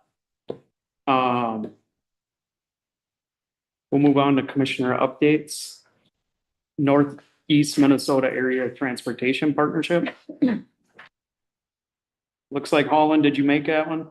Mr. Chair, I did not, but I got a report. Okay. It was mostly, they weren't handing out $500,000 checks to Pine County this time, but it was mostly just reports and bill paying time. Okay. Thank you. Soil and Water Conservation District.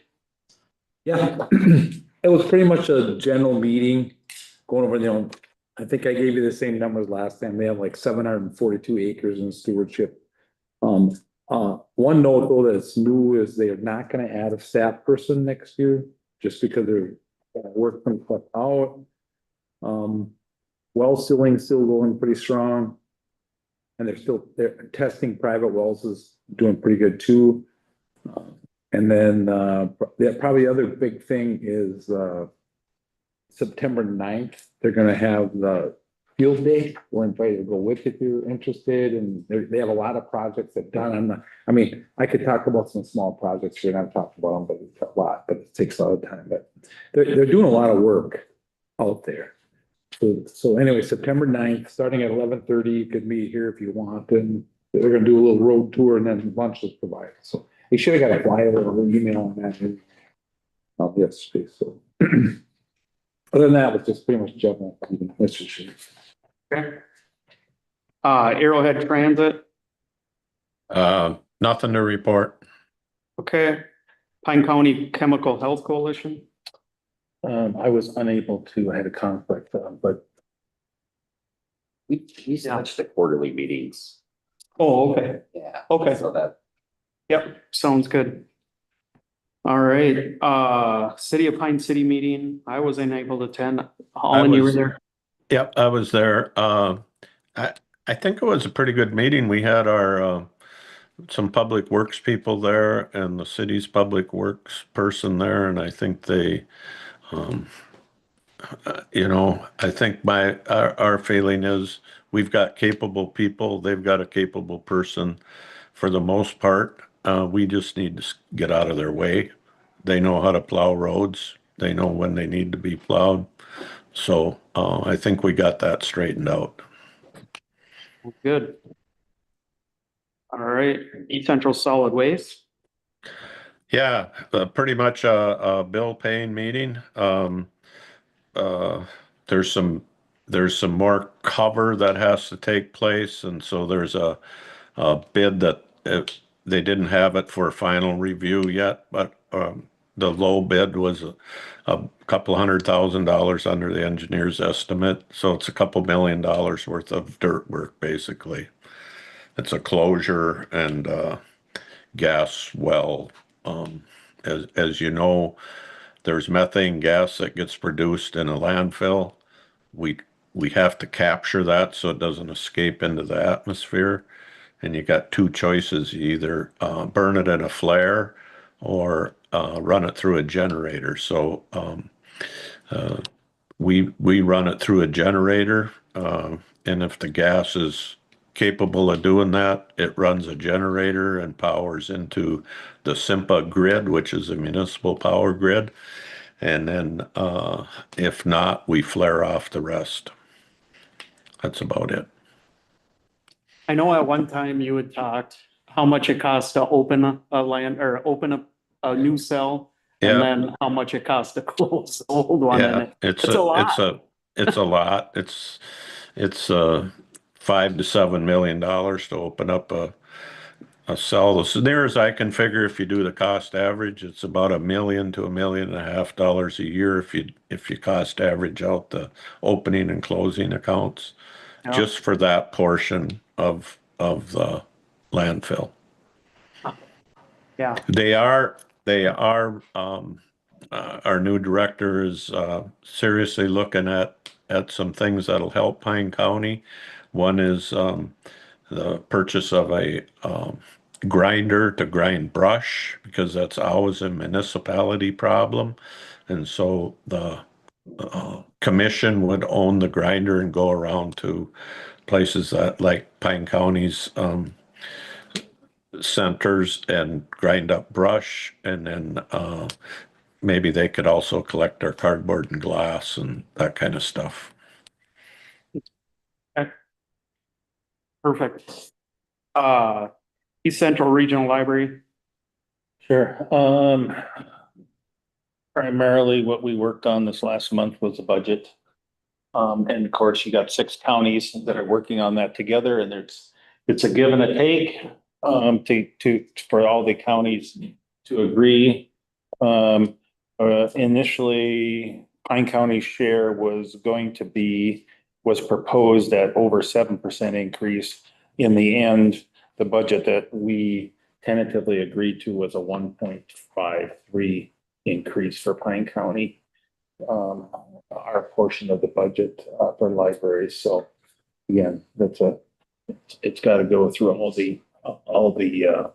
our regular board and library board, and then all the different county boards as well. But that's what it's looking like for us at this point. So I guess that's that's where it's at. Okay. Mille Lacs Band Ojibwe meeting. Did we have one? Yeah, you- Roger and I were there. Roger, go ahead. It was kind of a short meeting.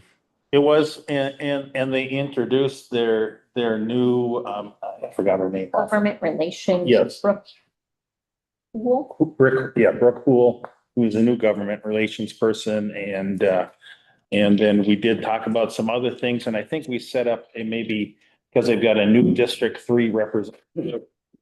So at our next meeting, we're intending, and it may even be larger, more of a introduction of an in-person meeting. So I think, I don't know to what extent they were working. So. Perfect. All right, Judicial Ditch 6 meeting.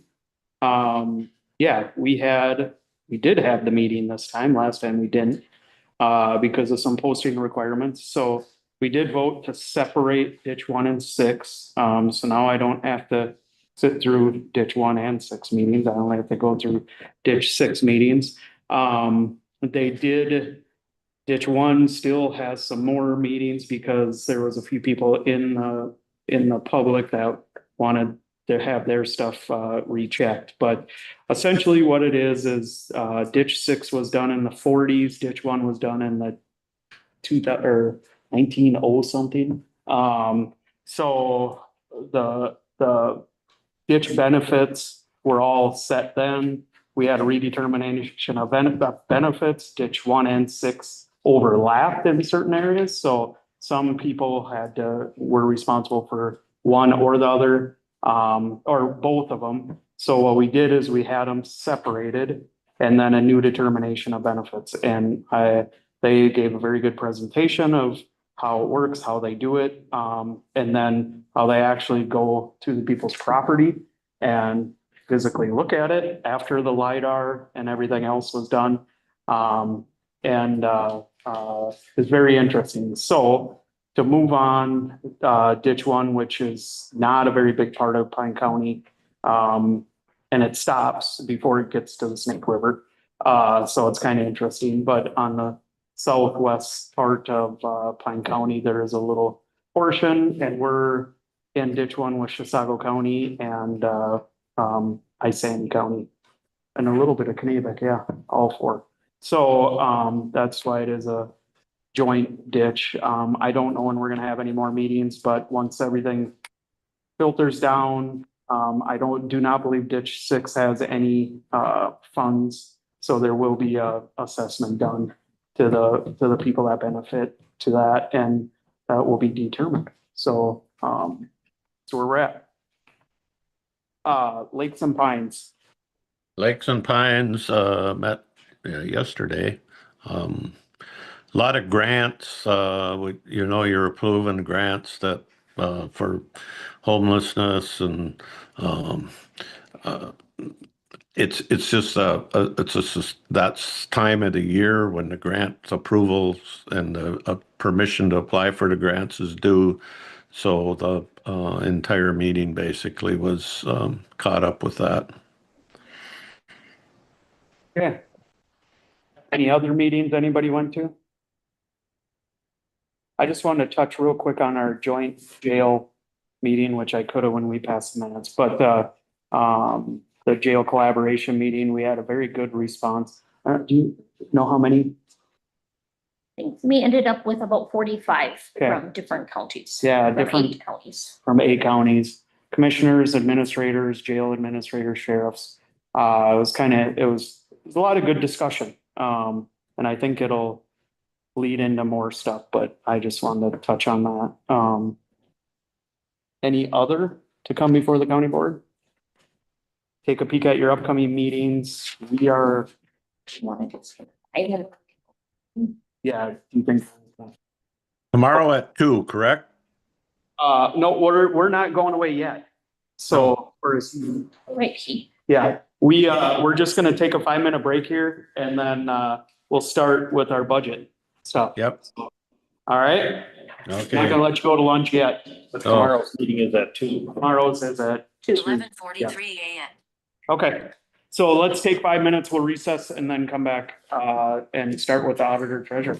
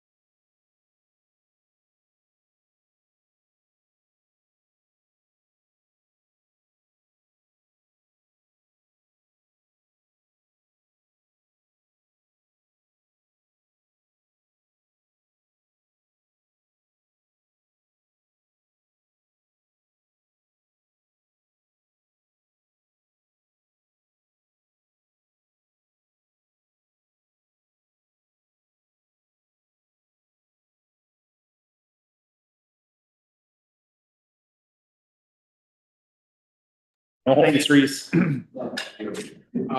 So where am I?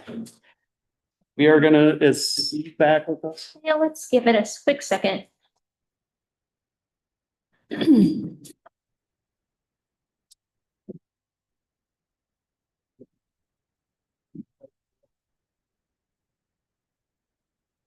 tucked in weird.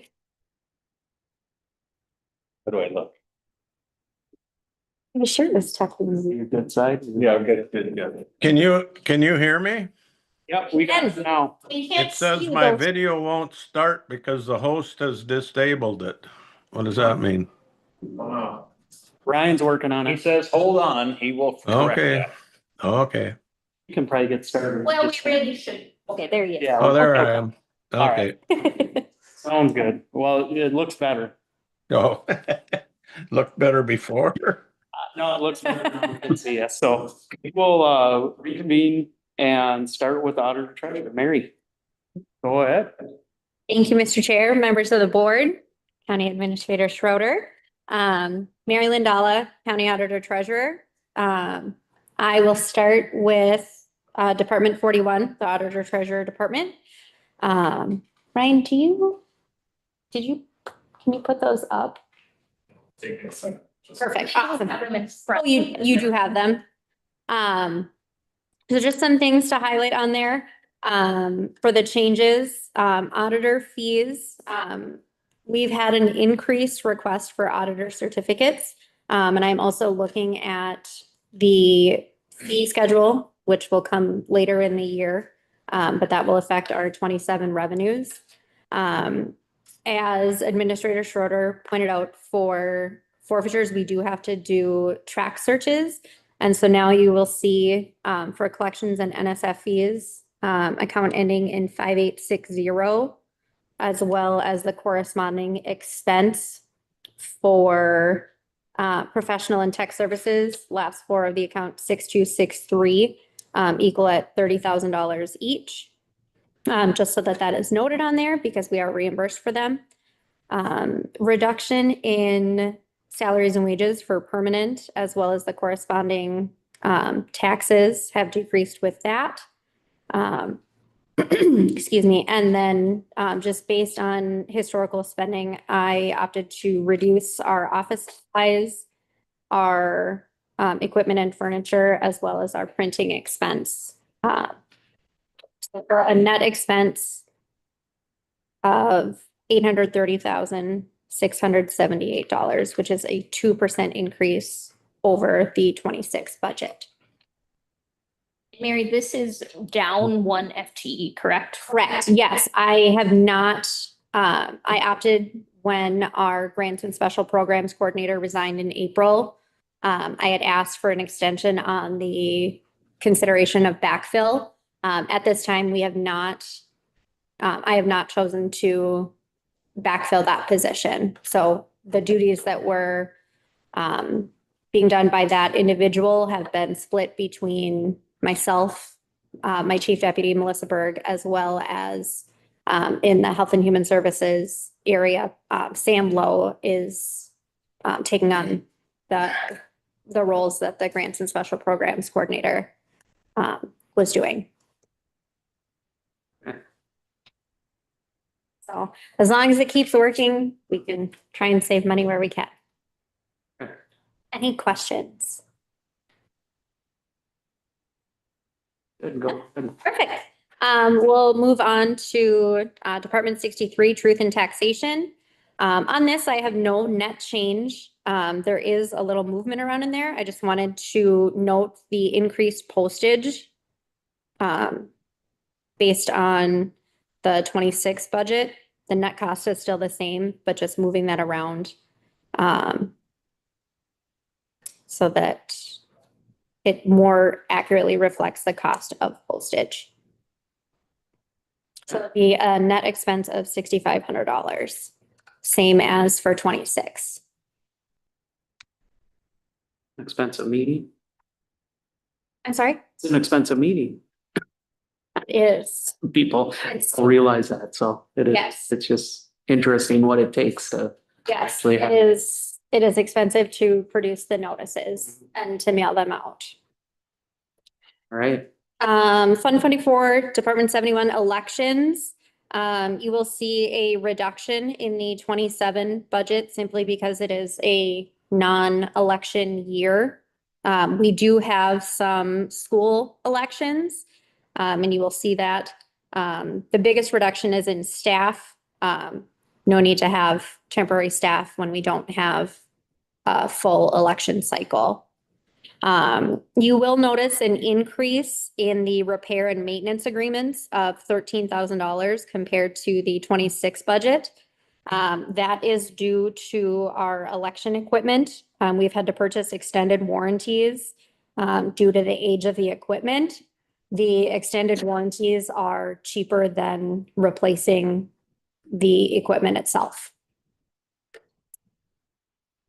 Any questions? now, I remember a few years back, we decided to maybe, because we know every other year is an election year. Yep. Maybe soften election year one, and maybe put some money in the budget next year, so then the election year isn't such a hit. Yes, yep, and I do have that noted at 30,000 for the 27 budget. Oh, okay, Yep. Yep, so and that is an increase of $5,000 okay, over the 26. okay, Just because with the increased requirements for elections, as well as, we'll see how it goes starting on the 24th. We do have the early voting period, which has replaced what was previously the absentee. That was for the first, let me think if I can do quick math here. For 46 days preceding the election, you can absentee vote, but now the 18 days immediately preceding the election are early vote, which is different than absentee. So. good. All right. Perfect, thank you. Thank you. Excuse me. Moving along, we have Fund 22, the Land Fund. On the forfeited property timber development, there is a decrease in there, and that is simply related to the decrease in our timber inventory that will be mature enough for sale. Staff costs, you'll notice there is a reduction. We are anticipating the retirement of our land commissioner this fall, and then hiring a technician, and then the reduced wages of whoever fills that land commissioner role. Good. In the 706 department, for claim surplus, that as budgeted for 26 is 0, because if there are any surpluses, we send them out. So, real quick, in 25, we did have a surplus of 165, 330. Okay. All right. Correct. And then we had claims for all of those funds that were distributed. Okay. Oh, I see. So then you had to send it out. Okay. Yep. Yep, we recognize the revenue because we did receive it, but then we expense it because we did distribute those out. Okay. When did that change? 24? 24 was correct. We started doing that. Okay. 24, we had held off on our land auctions because of all of the statutory changes, so we didn't, everything got pushed into 25 because we drug our feet on 24 forfeitures. Okay. Sounds good. Thank you. All right. Did you have a question? I did have a question on forfeiture, but you want me to wait till the end? Are we past are there any forfeitures now that happen that you have notices of foreclosure in the paper and whatnot? Yeah. But those all going forward are under the new system, correct? Correct. The new system as in, Oh, the state, they're not. Where we don't get to keep the surplus. Yes. Correct. Where. correct, any surplus, they would fill out the form and then we would distribute it to them.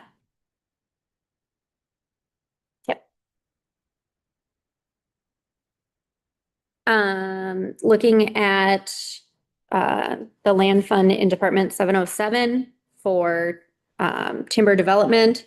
Development is going to be lower due to less forfeited properties. And then we do have an increase in our blight cleanup and demo because we have an increase of properties affected by blight.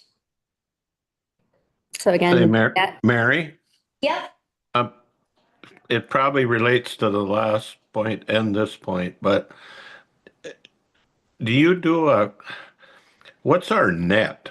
You know, from the old days when we used to get to keep, if there was any excess, but I know we have a lot of properties that we don't get as much as it costs us, for instance, to clean them up. So do we have a net how we would have come out? Am I asking the question right? That, you know, we used to end up with a little surplus. And now how does that figure in? So if we spend any money on the property, like cleaning it up, for example, that gets added into the minimum bid when it's listed for sale. So that we Okay, ensure so that we're always. we get to keep that money then. Correct. Okay, correct. So we just, if the parcel doesn't sell, then we just carry that debt of it. Hopefully, unless the cleanup was excessively high and the property does not sell for that, then we would be out. Correct. But so Yeah. far, we've not had that case. And our land department keeps working on making sure that's not an issue, so. Yeah, and one thing that we changed with the 2025 auction is we had a significantly blighted property in the city of Rutledge, for example. And so we worked with the city to ensure that their ordinances and everything was ready to go and gave notice when that property sold that they were already on notice that they needed to comply with the blight ordinances of the city. And so that's gonna be a new strategy because we don't have time. We have to sell them within 6 months of them forfeiting, so there's not necessarily a lot of time to do cleanup.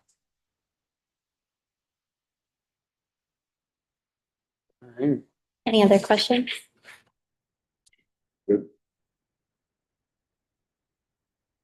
Oh, Steve, you're muted. I know some counties have gotten stuck with, say, an old oil distribution center or something. And so it costs, you know, $300,000 to clean the place up, and it's just a little lot on a town that's defunct. So they're never gonna recapture their money out of it. So do we just eat that then? Unfortunately, yes. Okay, and that's the case that I think most of us always made, that we need to keep some of the surpluses to make up for the losses. But that ship sailed, so. Correct. The surplus has to be distributed Yep, based on current legislation. yep. Last but not least, we have our debt, Fund 13, our jail bonds. This is a difference of $15 compared to the 26 budget. We have about a 0.5% increase on what we will be levying for. And then an additional $200 for the collection from mobile home current taxes. And then our principal and interest are based on our debt repayment schedules. So, and that is the same for Fund 40 with our courthouse bonds. The principal and interest and service charges are based on our debt repayment structure. An increase of 0.36% for property tax levy. And then for our capital improvement bonds, Fund 41, again, the principal and interest and service charges are based on our debt repayment schedule. And then 0.12% decrease in levy for property taxes. All right. Any questions? Good. All right, well, thank you. Thank you. We'll move on to the administrator. Thank you. Thank you. Yeah, thank you. I'll get you your pen back. Promise. Yes. All right, so I have a number of departments to walk through. And so I think I'll just start at the top. I did give you a cover sheet that gave you kind of the total.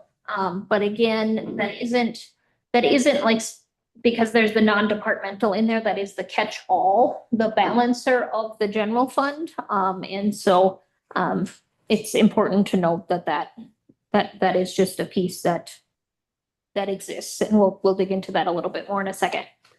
So we'll start with the commissioner budget, the 01-005 commissioner budget. You'll notice some changes in the salaries there, and that is because of in December, you guys had voted to increase those salaries slightly. You voted to increase the salaries after the 2026 budget was already approved. And so the 2027 budget is the first one that can reflect those changes. So that's a total of $5,730 increase. We had a little bit for the county contribution.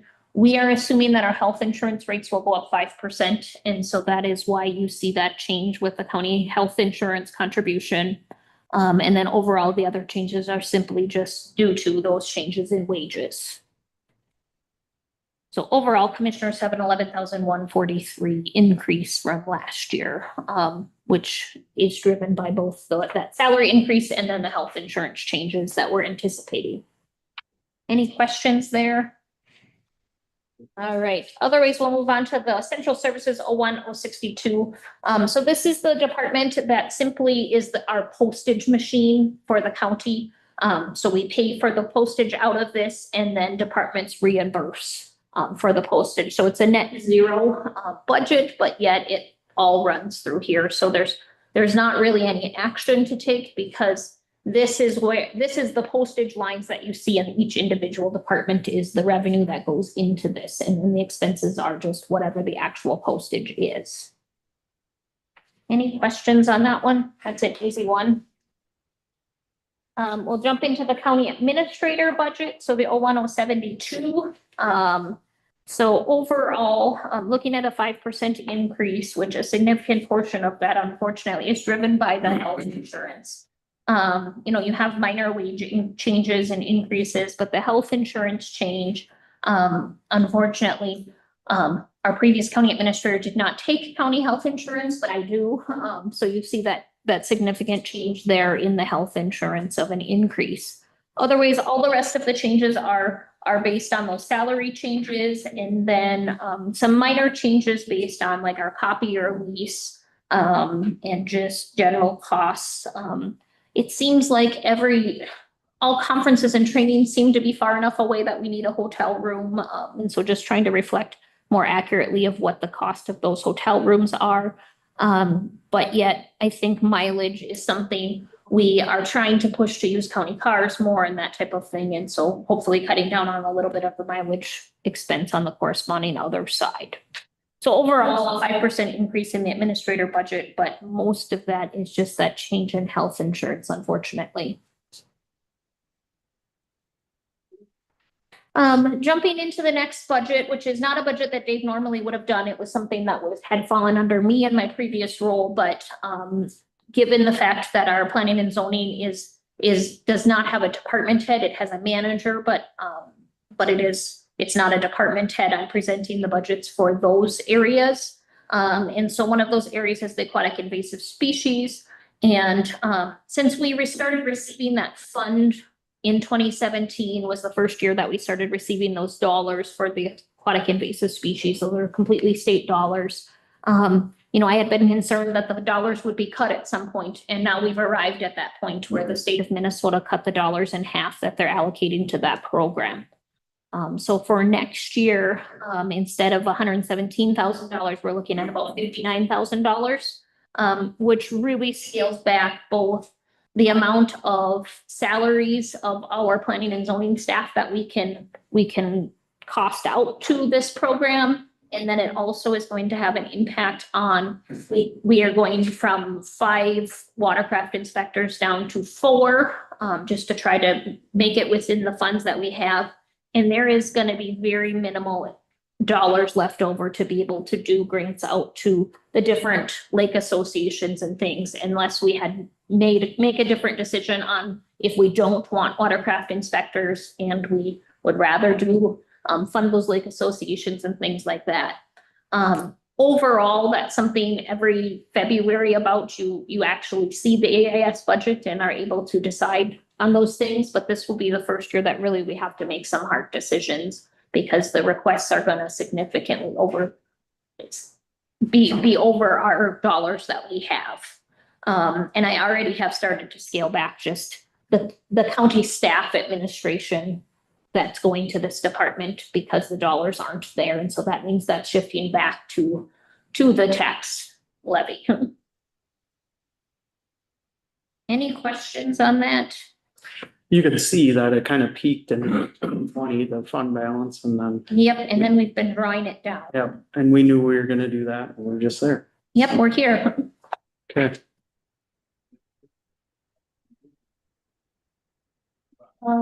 On to the contract attorney. So this is our labor attorney.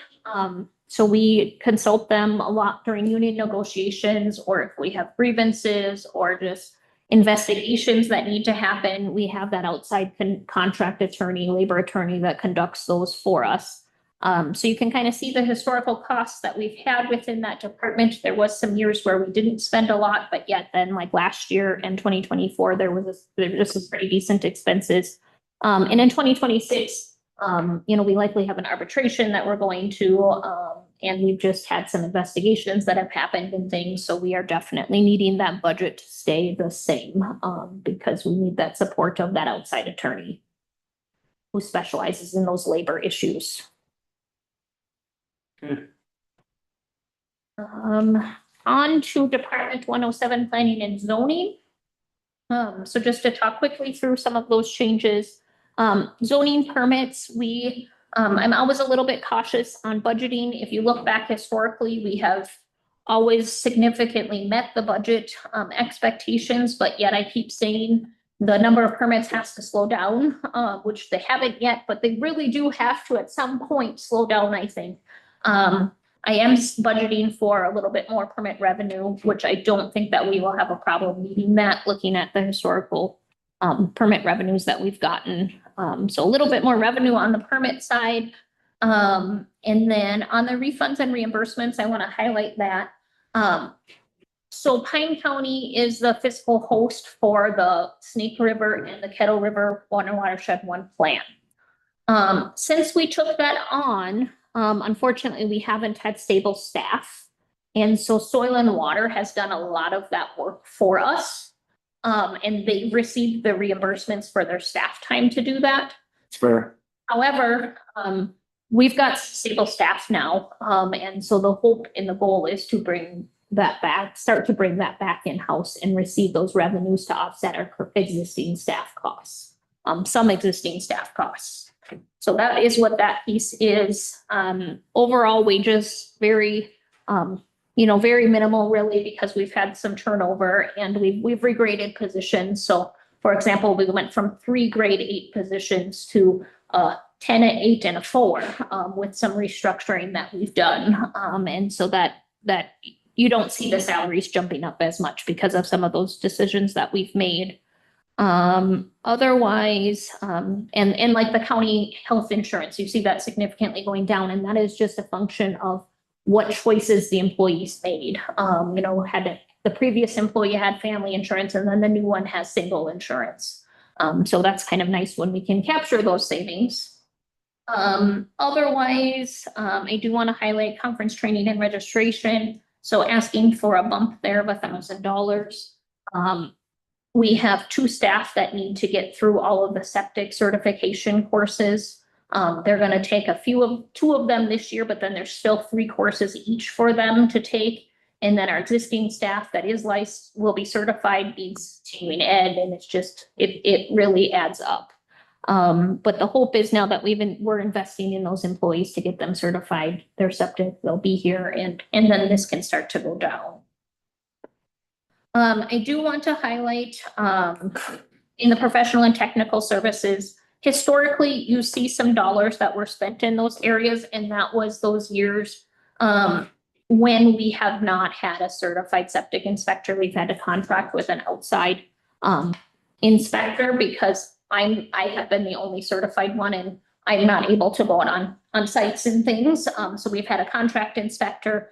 However, for 2027, we should not need that contract inspector anymore. But for 2027 is the first year that we have to pay for our geo permits program.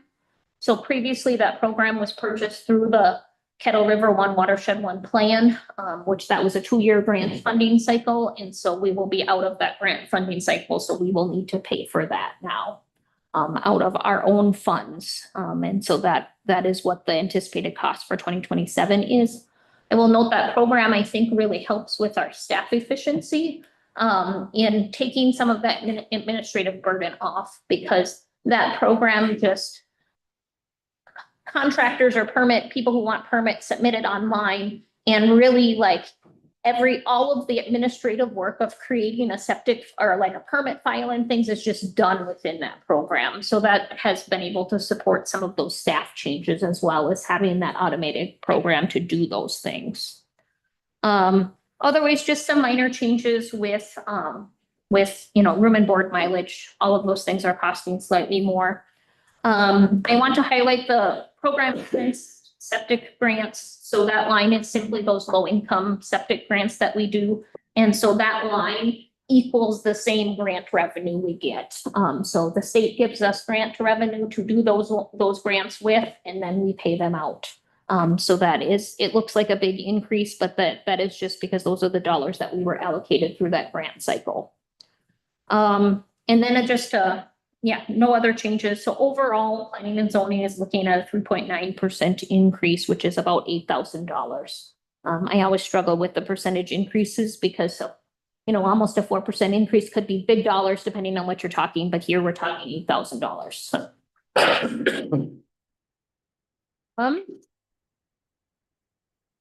Moving on to medical examiner, the 010249.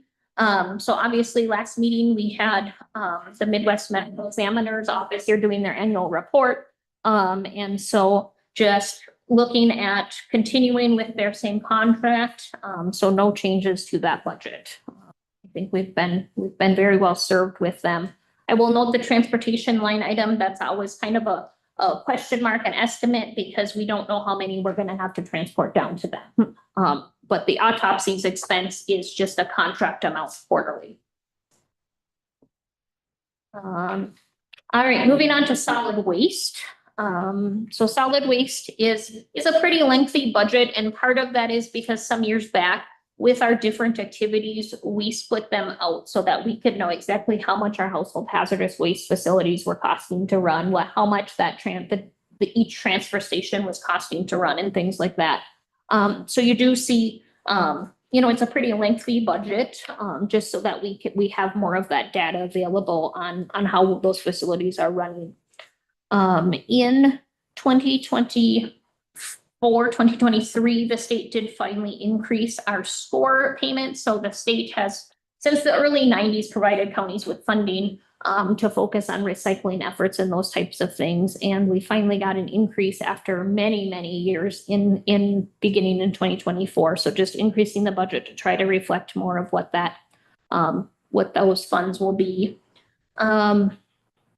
Other ways, looking down the list, like the household hazardous waste grant. So that is a complete function of how much we take in. And so it's always a little bit unknown on how much you're going to take in there.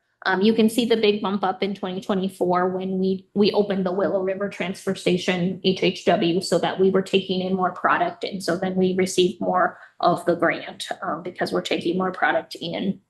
Pine City and Willow River transfer stations, the usage of those just continue to increase, so just increasing the fees that go along with those.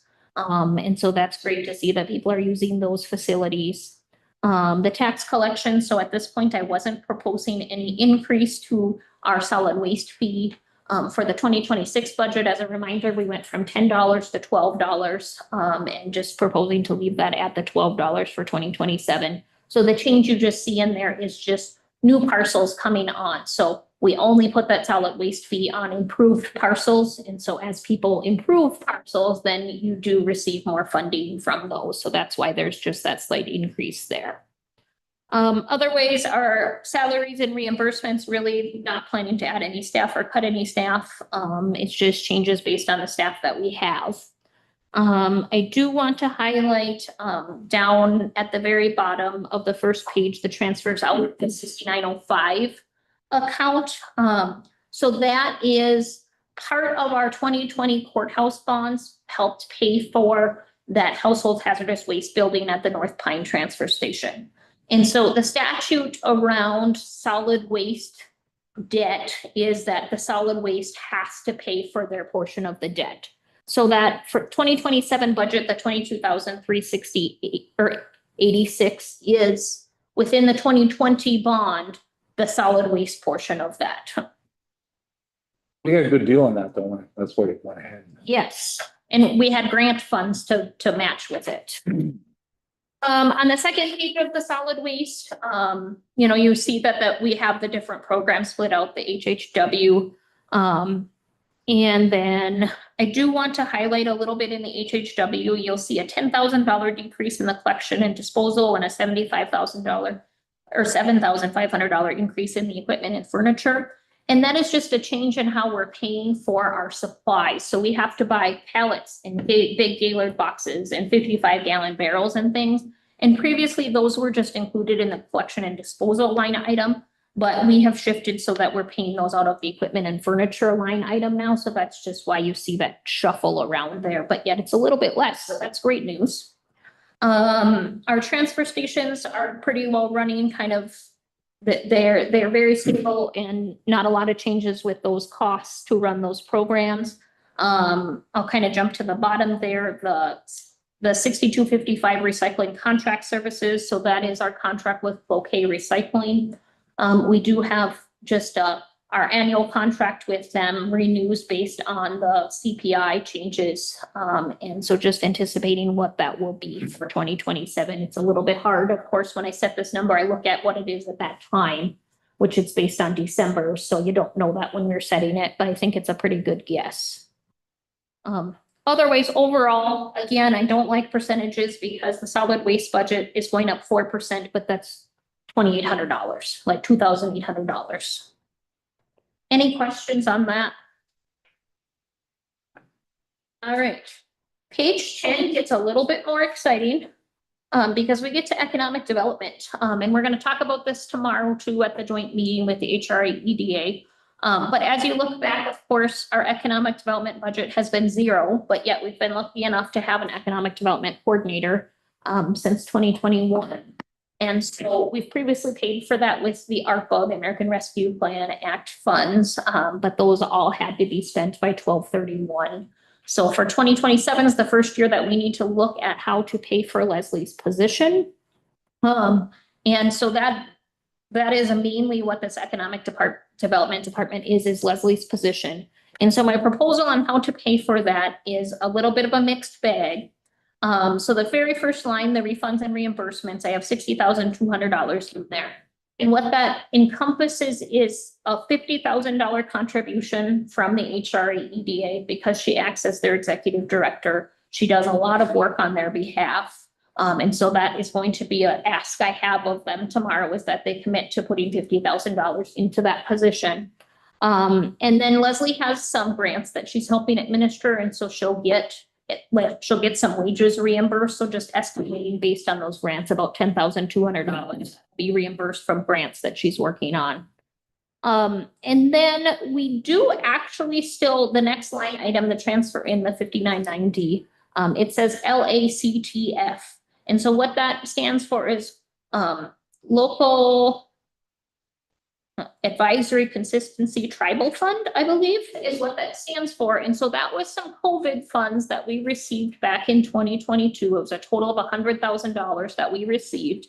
And those COVID funds did not come with a date spent, like a date we had to spend them.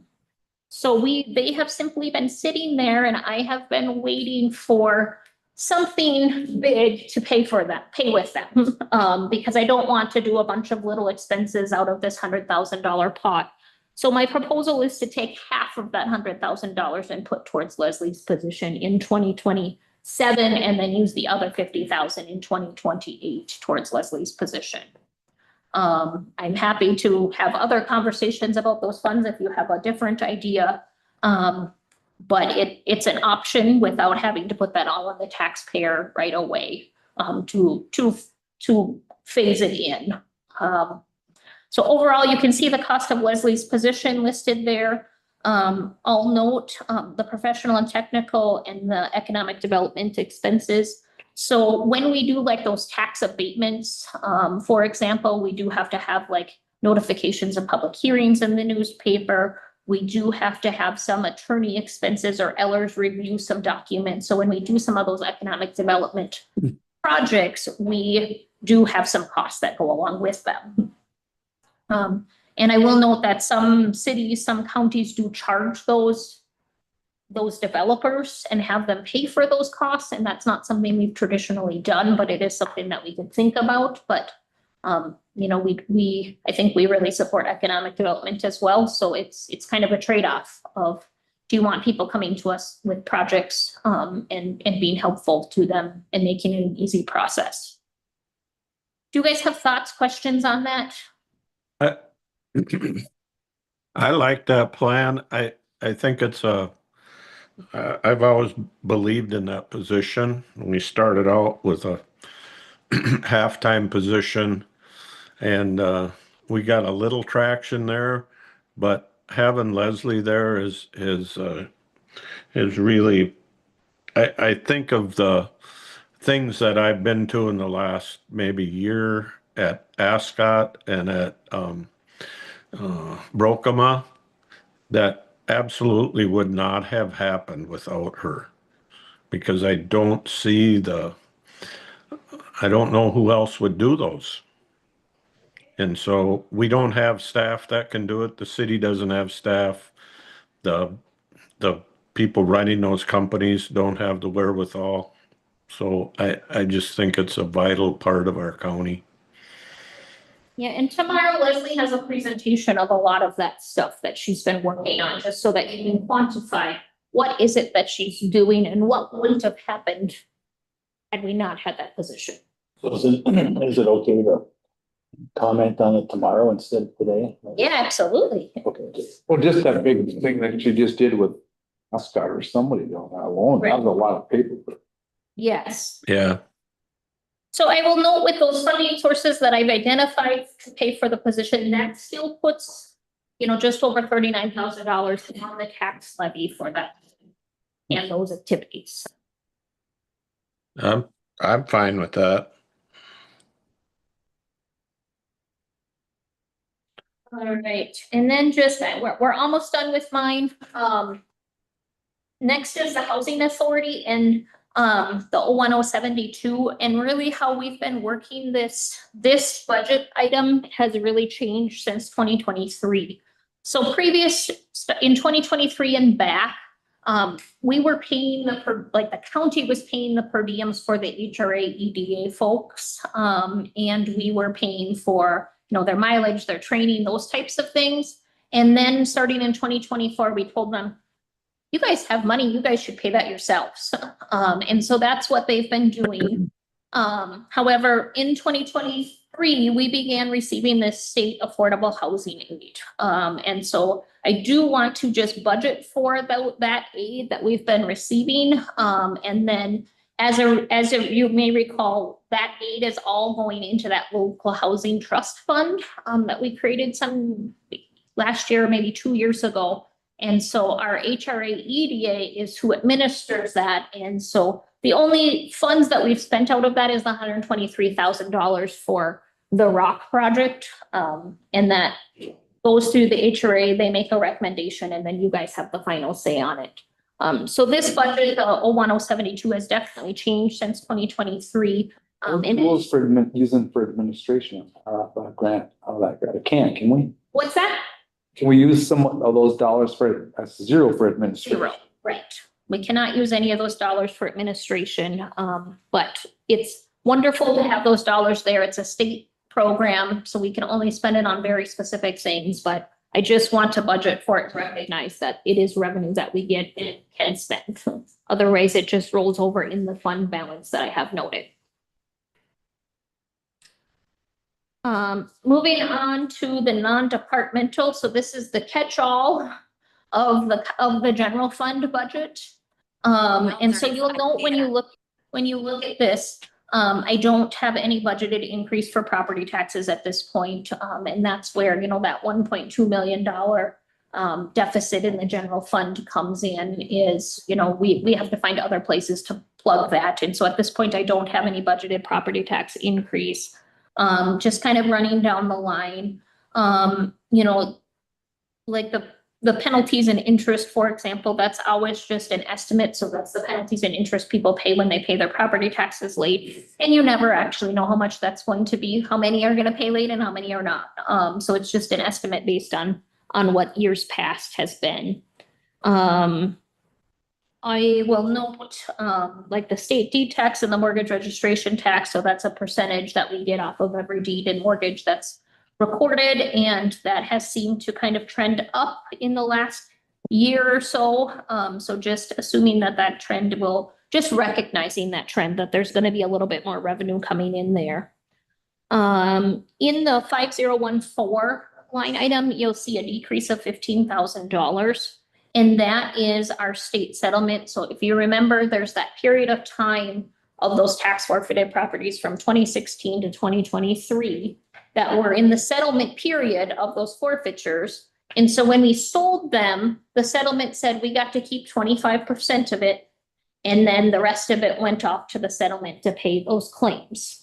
And so as we've sold those settlement parcels, obviously our 25% is getting smaller and smaller. And so I'm anticipating by 2027, we will have sold all of those settlement properties. And so for 2028, that budget will end up to be back at zero, but you can kind of see how much that 25% has been in 24 and 25, just so that you've got kind of a historical perspective on those. Overall, otherwise, you know, there's in the middle there's a bunch of small changes of our indirect costs. So for our health and human services, we receive like a percentage of all of their state and federal funds that they get. And it's based on a cost allocation report every year. And so that just gets reallocated out every year based on what the previous year's costs were. So overall, there's not a lot of change within that, all of those indirect costs. I do want to highlight interest income. So again, I did not increase this from 2026 budget. Overall, you know, rates they're stable to slightly decreasing. So I didn't want to be aggressive and increase it, even though when you look at the past couple of years, we've done very well. I want to make sure that it's an attainable number and a realistic number, as some of those higher rate CDs will start maturing. We'll have to be reinvesting those at a slightly lower rate, probably. Refunds and reimbursements, you see a decrease of $25,000 there. And that is, so MCIT once in a while will send us a rebate. And those rebates have gotten smaller and smaller over the years. Excuse me.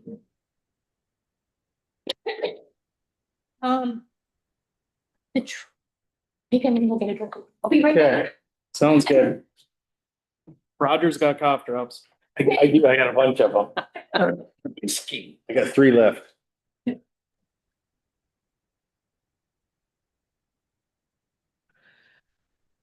Where'd JJ go? Somewhere else. Okay. He had to leave. All right. I'm back at it. Thank you. I just wanted to highlight that bottom transfers in line.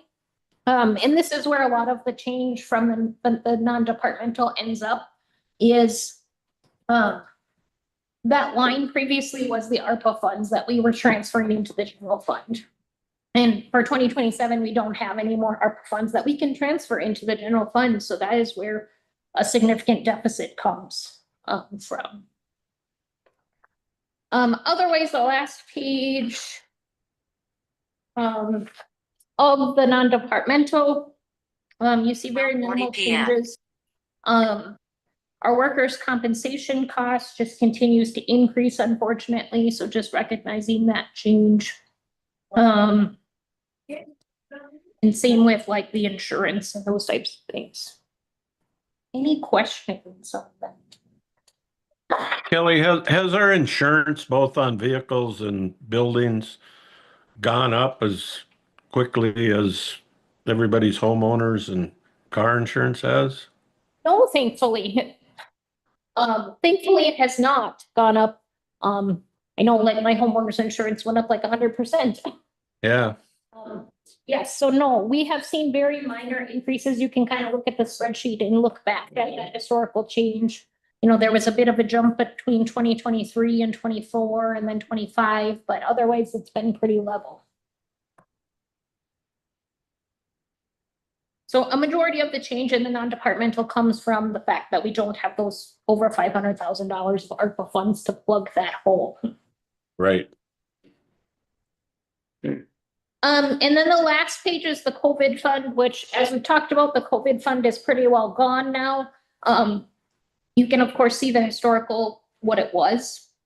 At the very bottom, though, I am highlighting the fact that we have those local assist, the tribal consistency fund, the $50,000 proposing to spend on the economic development. Okay. Any questions? All right, well, any direction, discussion? I know we're mostly just kind of compiling everything and then we'll get into that, I think, a little bit more, but Yeah, if there's questions on individual line items, though, I think that's helpful, or revenues that you think maybe we should be more aggressive on, but it's always a little bit scary being aggressive on revenues if you really can't do that. If you can't meet it, then yeah. Yeah. You can say all you want on them, if it, yeah.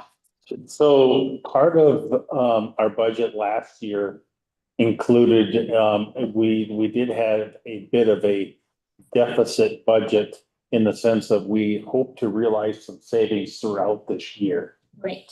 So halfway through the year, I mean, I kind of tried to gather from the presentation earlier that we indeed are making some progress in that area. Right, I think so we adopted, I think it was $180,000 or $160,000 deficit that was not addressed at the end of when we adopted the 2026 budget. And in the jail, they have made some changes with their medical and food contracts. We've got 2 positions that I can just think of off the top of my head that have been vacated that we haven't backfilled. So both the grants and special programs coordinator and then an appraiser position that was budgeted. So I think coming, that $180,000 deficit, I think that we won't have a problem coming out of that, that will turn out just fine. But as a reminder as well, in the general fund, we also had $350,000 of planned reserve spending. You're right. Okay. Yeah. Always fun. All right, well, I said 12:45. there you go. Good job. Good job. That's a lot of numbers. Can I ask about tomorrow's time? Because we've got the school meeting at Willow River at 6. Right. How long do we anticipate the meeting tomorrow to run, or what's their? I've been paid an hour.